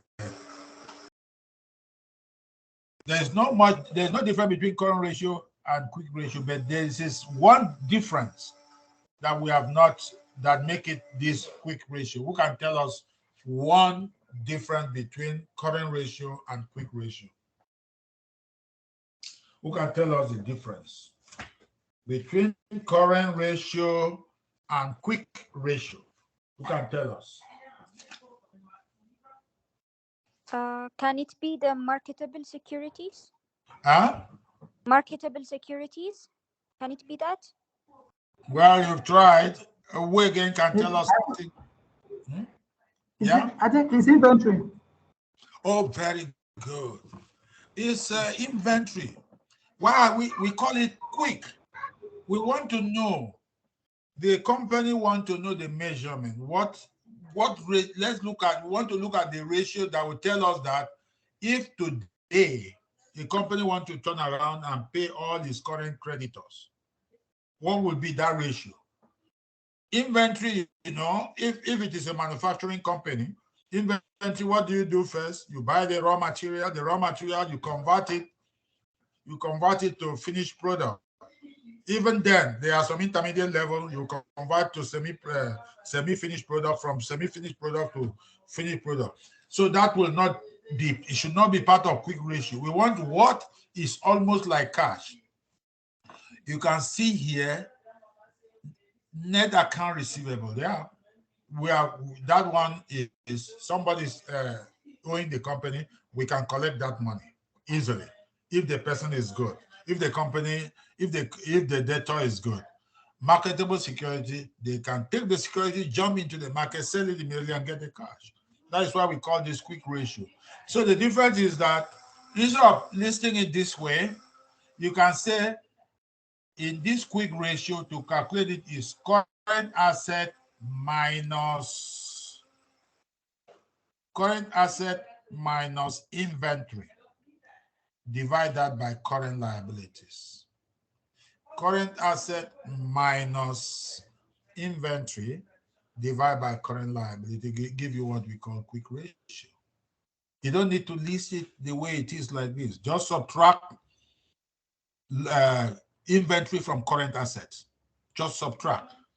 Or anything that you know is not going to give us immediate cash.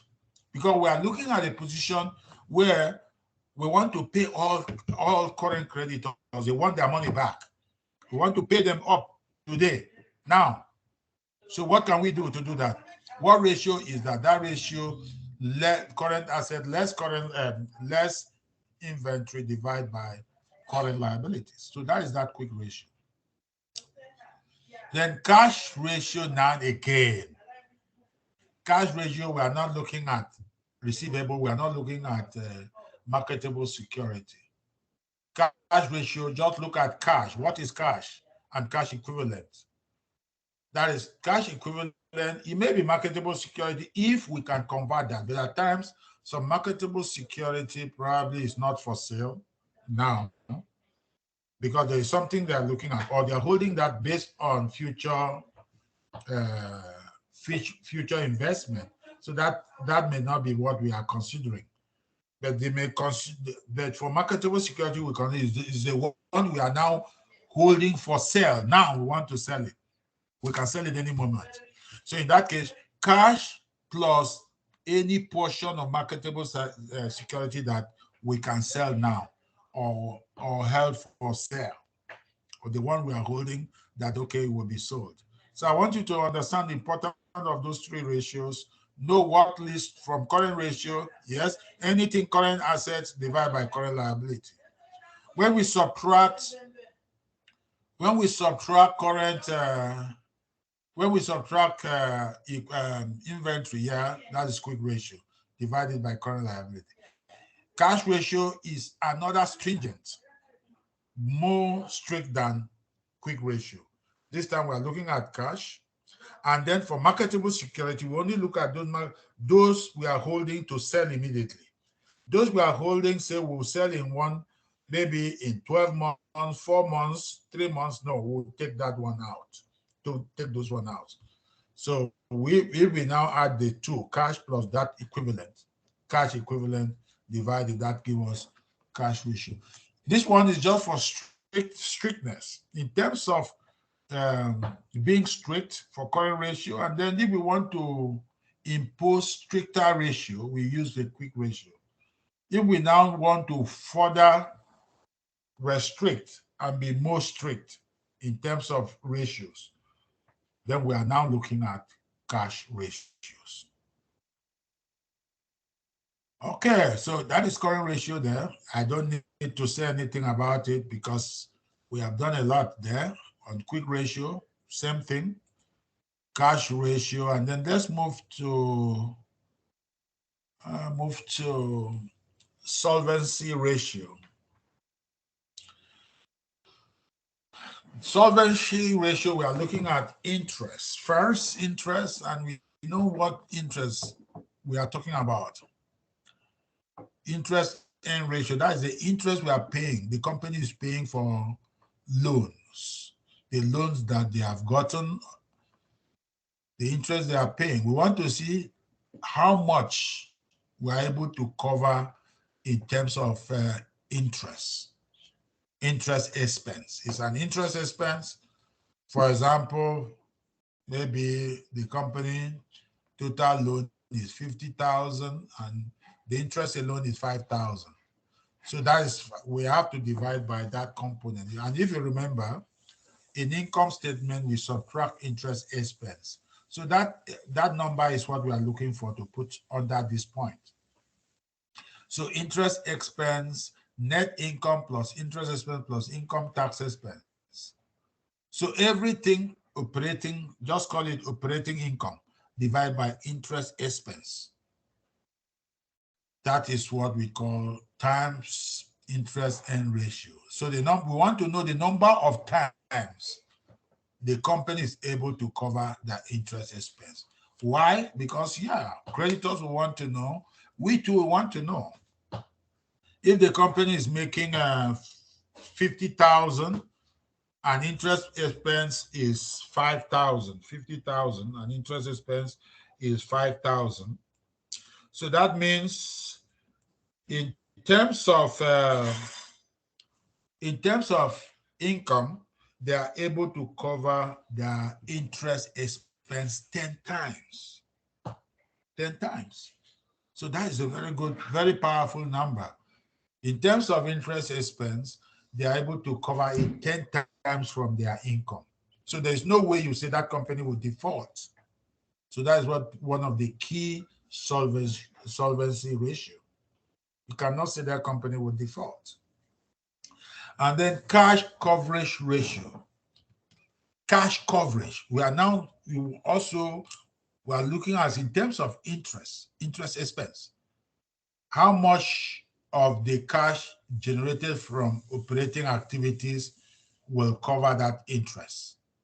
So again, if cash flow from operating activity is say 30,000 and we are paying and the interest expense is 5,000, so that means that would be six times we're able to cover from cash generated from operating activities. Another ratio which we look at it when we're calculating our component ratio or common size ratio. If you recall, I talk about total liabilities, and I say, okay, based on components, if we are looking at it, because total liability plus total equity will give us total asset. Supposing total liability is 40%, we know that total asset will be 60% because the two add together will give us 100%. So if we divide 40%, if equity is total liability is say 40% and total stockholders equity is 60, you can see that you just say 40 divided by 6. That is a good number. 40 divided by 6 here, that would be 2 over 2/3. So for every one liability, the company has the stockholders equity is 2/3 of that. So that means total for the liability, it will be 1/3 of the company overall position. So there's no way the creditors can come and take over the company when what the company is owing them is just 1/3 of the total asset of the company. So this debt to equity ratio also is very, very important. So that is how to analyze it and find out what it is.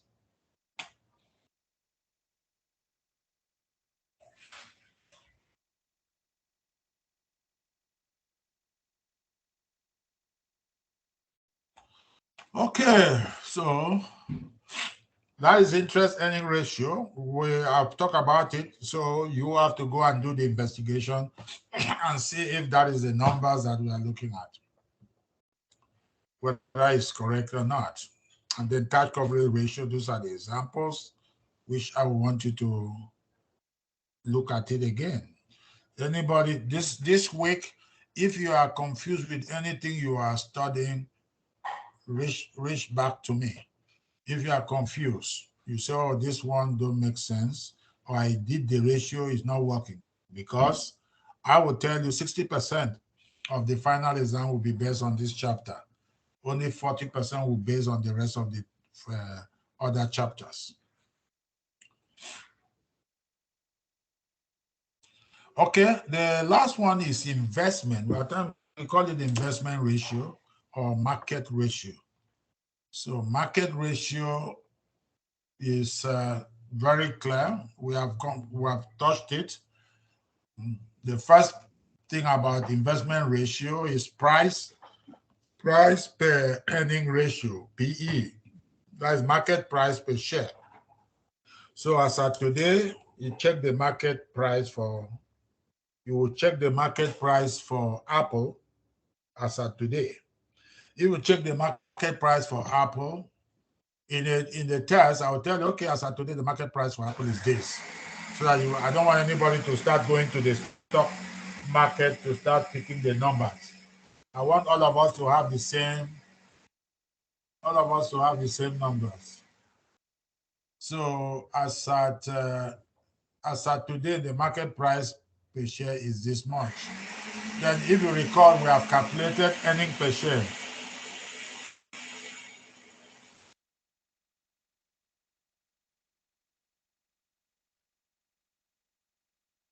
Okay, if you recall, we have calculated earning per share.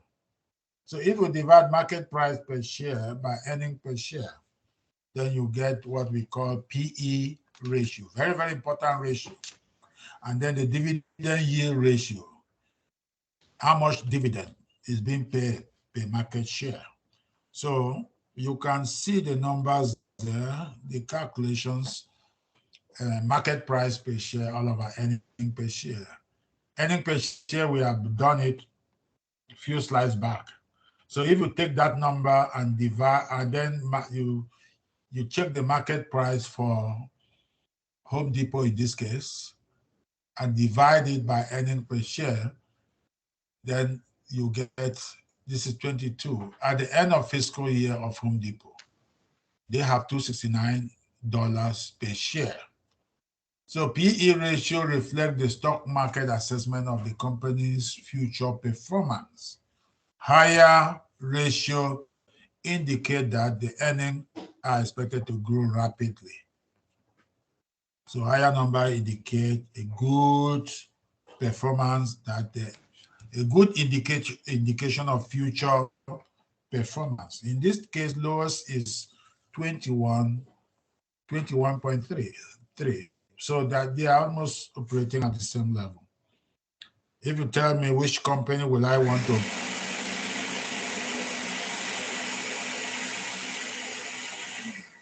if you tell me which company do I want to invest, in terms of those two companies, I think we don't have much of those differences.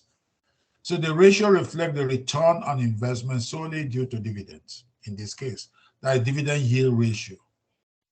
So dividend per share, if you divide dividend, that is, the company always declare dividend per share. So you don't need to calculate that. Whatever the company's policy is, whatever they have declared, that is what you divide by the market price per share. The market price per share is what you get from the stock market. But in terms of our problems and analysis and illustration, yes, I will tell you market price is this. Dividend declared per share is this. So you just divide that number, it gives you, for in this case, is 2.23 for 2020.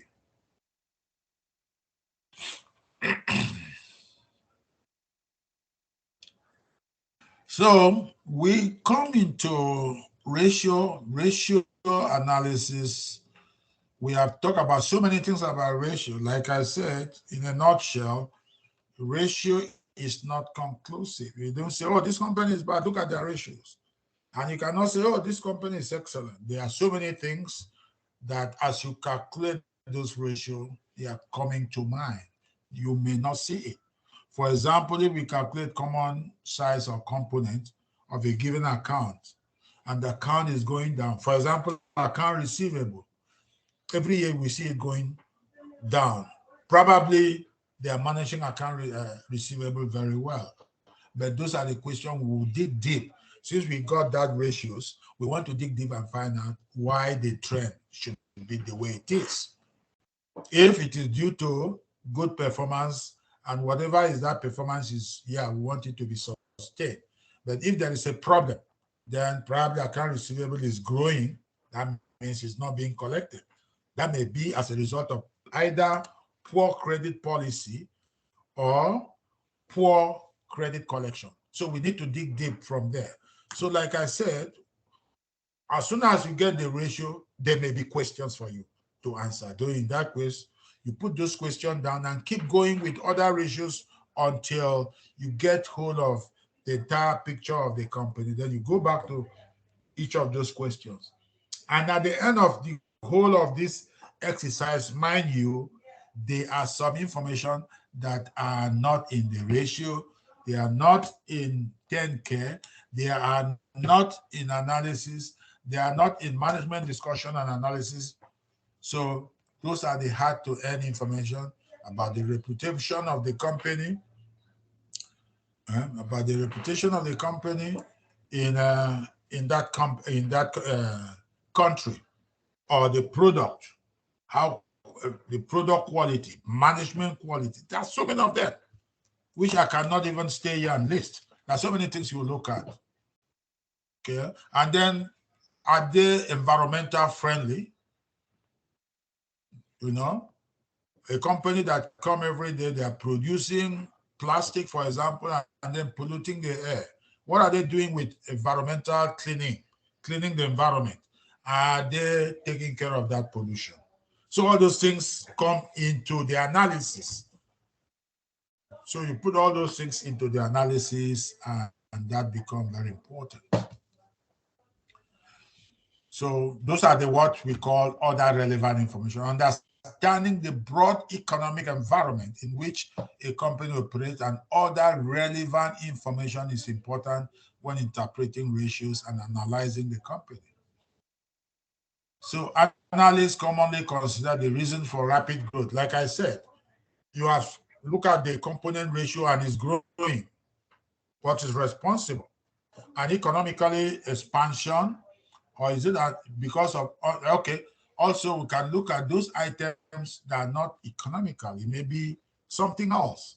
So all those things you may not find in the financial statement. And then non-financial information overall. Those are the things in which you have to look at also. So also their contribution in environmental, social, governance, and is on reporting. So all those informations are very, very key to your analysis. So with all this put together, then we'll be able to now prepare a comprehensive financial analysis starting from the economy, industry. So the first heading, always when you are preparing financial analysis, is the objective. What is the objective? If the objective is investment, want to investment in this company, like Home Depot we are now looking at. So the objective is investment. We start with the economy, and then we analyze the economy, talk a little bit whether the economy is favorable, and is it favorable to that industry? Then the next thing we talk about the industry, how is the industry in terms of the government? Okay, I know recently the government, they have approved a budget money for the environment, to look at the environment. Any company that is connected to that environment, they are being favored. So when we look at the industry, then we look at which industry will benefit from that type of huge investment by the government. If Home Depot is one of it, then Home Depot may be a company for us to invest. So the next stage now, you go to the industry and now also review the industry before you move into the company specific. The company specific is what we are now looking at. We have looked at that from the beginning. We look at their profitability ratios. We look at their liquidity, solvency ratios, and then finally, we look at the investment or market ratio. So all those things, we put them in those subheadings, prepare a comprehensive financial statement of that company. And then at the end of it, what is your recommendation? Invest or not to invest? Invest or not to invest? So that is, in a nutshell, what we expected as far as the whole chapter 13 is concerned, analyzing financial statement. And also that will be the end of our course objective. All the topics I listed, I expected we have covered them.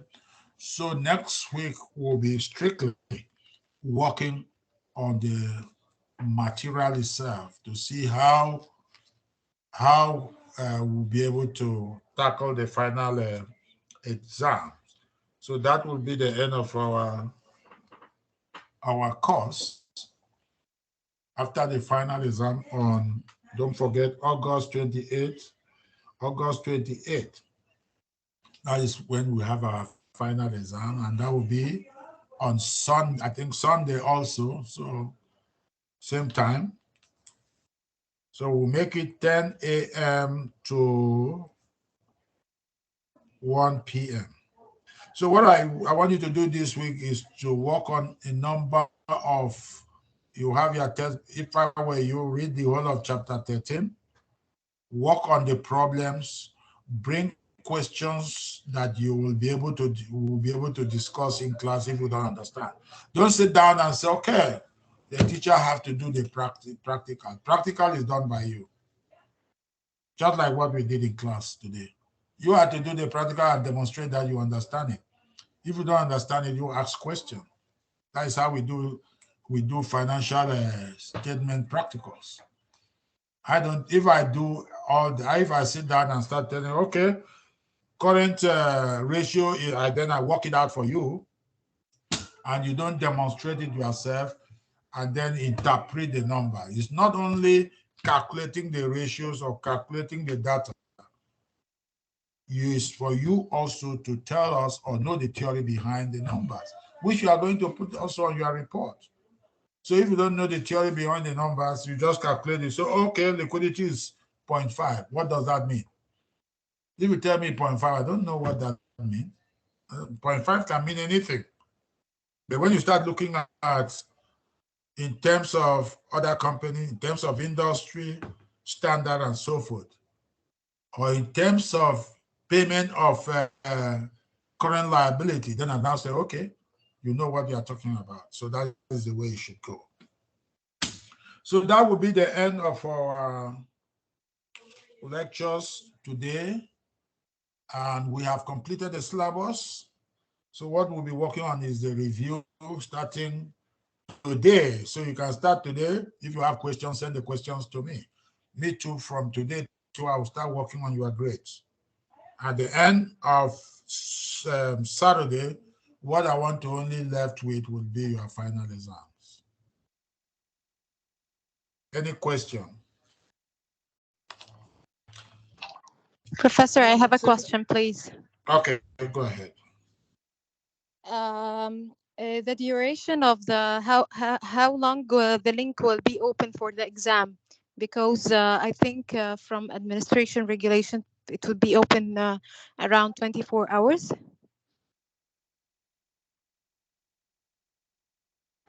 What of if it is a monitored final exams?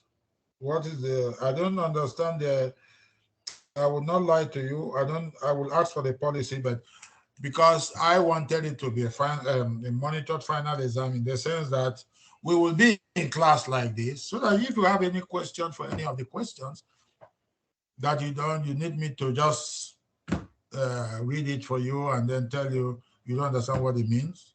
then I can read it and tell you, okay, it means this. But then I'm not going to lead you to do the problem, but I should be able to give you a little bit explanation as to the problem. But in that case, that will help you.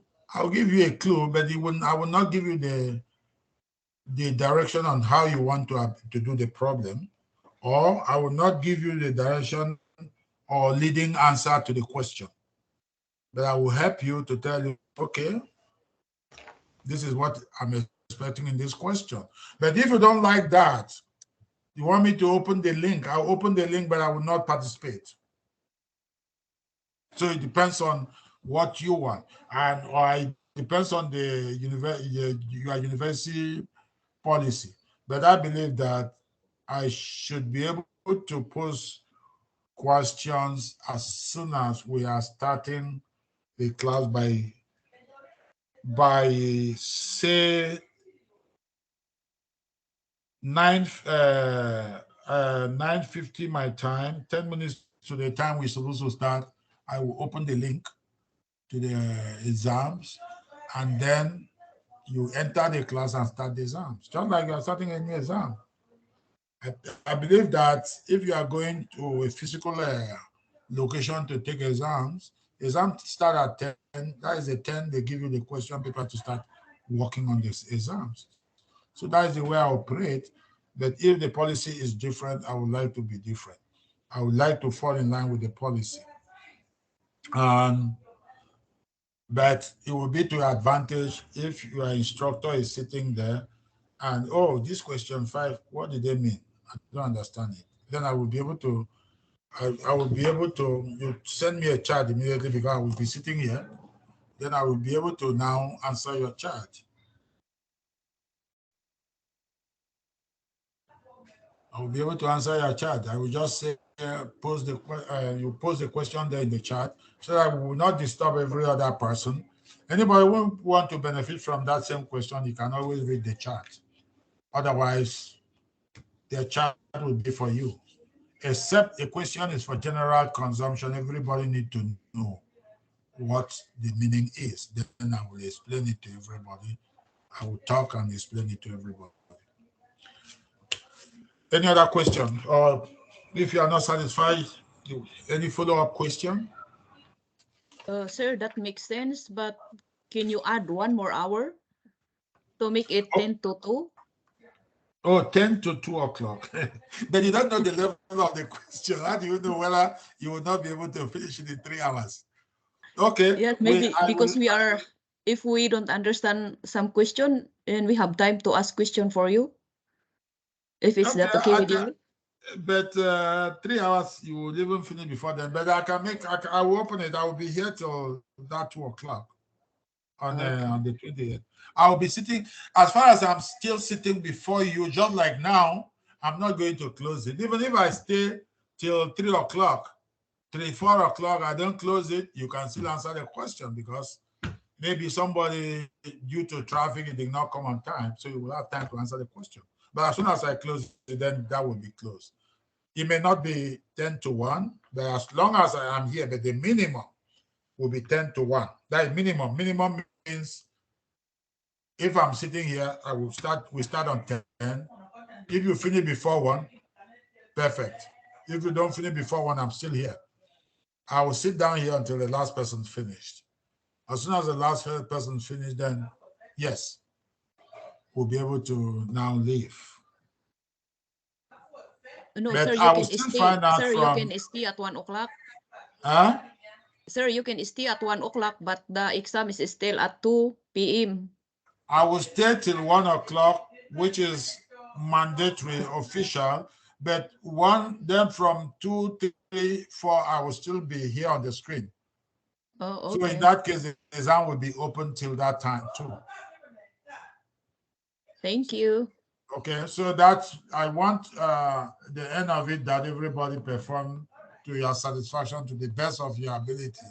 So instead of you to say, oh, I didn't have enough time, they didn't give me enough time, there were some questions I don't understand because at times our system we have problems. Generally problem with with operating system. So generally we recognize that. I recognize that because we are planning now, but that day may come, then we cannot even open the question. We cannot. We waste time to try to fix that problem. Before we fix it, time is going. So I would like to be as open as possible. Any other question?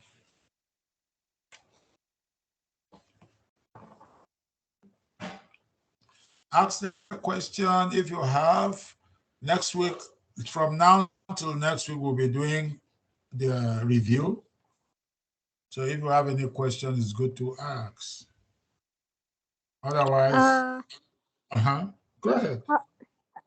How many questions are there going to be on the final?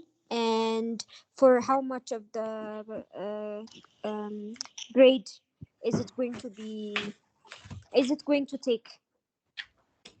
Yeah, go ahead because I'm going to see. I posted syllabus to everybody that time. Let's see. Okay, go ahead. Let me see. What is it?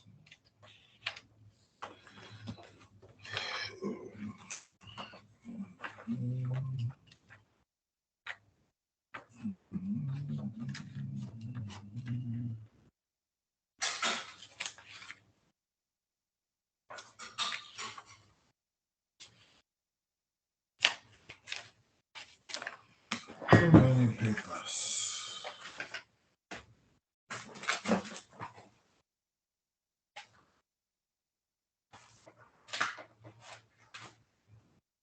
So many papers.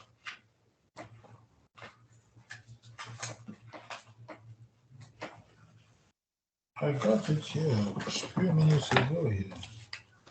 Sir, you have already explained 4 types of questions we need to answer for the question. First is true, false, and second is the MCQ, and third is the fill in the blank, and four is a ratio. Ratio means what does it mean? We need to calculate or not.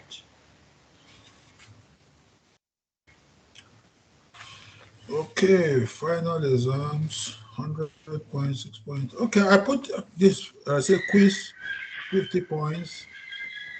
I think I have it on your syllabus. If you check your syllabus, you see what we were talking about here. You see the way I distributed the question. I think it's based on the syllabus itself. So, but then what you should note is the way we presented, the way the lecture is presented is exactly the same way the question will be set. That is the same way the question will be set. I will give you scenario, give you the numbers, and I will tell you to calculate the profitability ratio. Thank you, then sir. ask 1 or 2 questions. Sir, how many numbers we need to answer for the questions? Well, I don't know. I've not finalized the question. I'm still gathering the question myself. I don't know, but I'll make sure the questions I will give you, you can finish maximum of 3 hours. Because when I pick the question, what I do, you see, just like what we did in class, I will also spend time to work the problem first and see the number of minutes it would take me to arrive at the answer. So if it take me say 1 hour to arrive at the answer, then I will make it 3 hours. If it take me 2 hours, I will make it 5 hours. But in most cases, if it take me 30 minutes, I will make it 3 hours to answer the questions.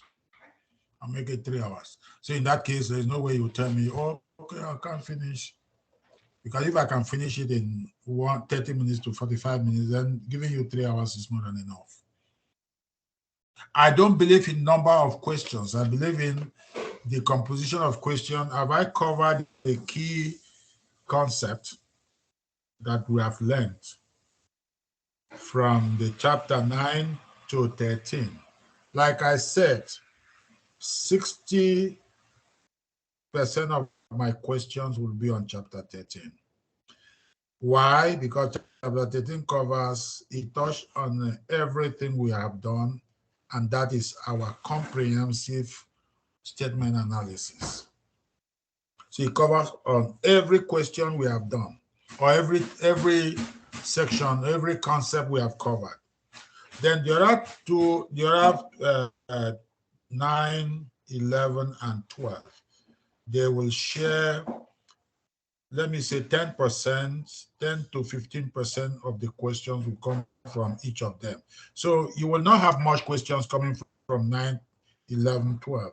You have to master financial statement analysis, which is the last subject we have done, the last course we have done, or lectures. Because that is the core of this course. You have to know how to write comprehensive financial statement. I've run through it. We have run through from chapter 1 up to chapter 12. And then we capture the components of all those chapters into chapter 13. So every question I ask, I want to see if you know how to write comprehensive financial statement analysis. The way I wanted the course to run, the way I've been running the course with other students, I wanted to give you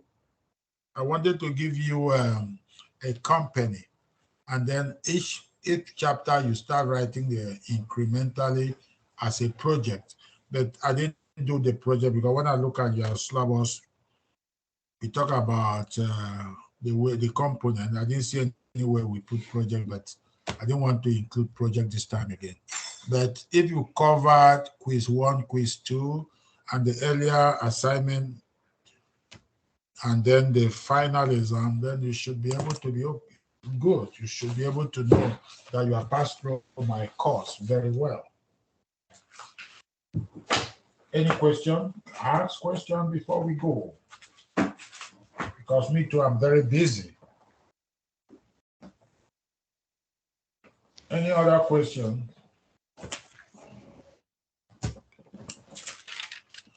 Okay, if there is no question, good luck. Start now. The first thing you do, if you have not been reading the chapters, start from the beginning of this chapter 13. Read through, try to bring in other chapters because chapter 13 is drawing from all the chapters. So look at other chapters and look at this chapter 13. If you are looking at profitability ratio, study your income statement chapter very well before you go there and start doing the analysis.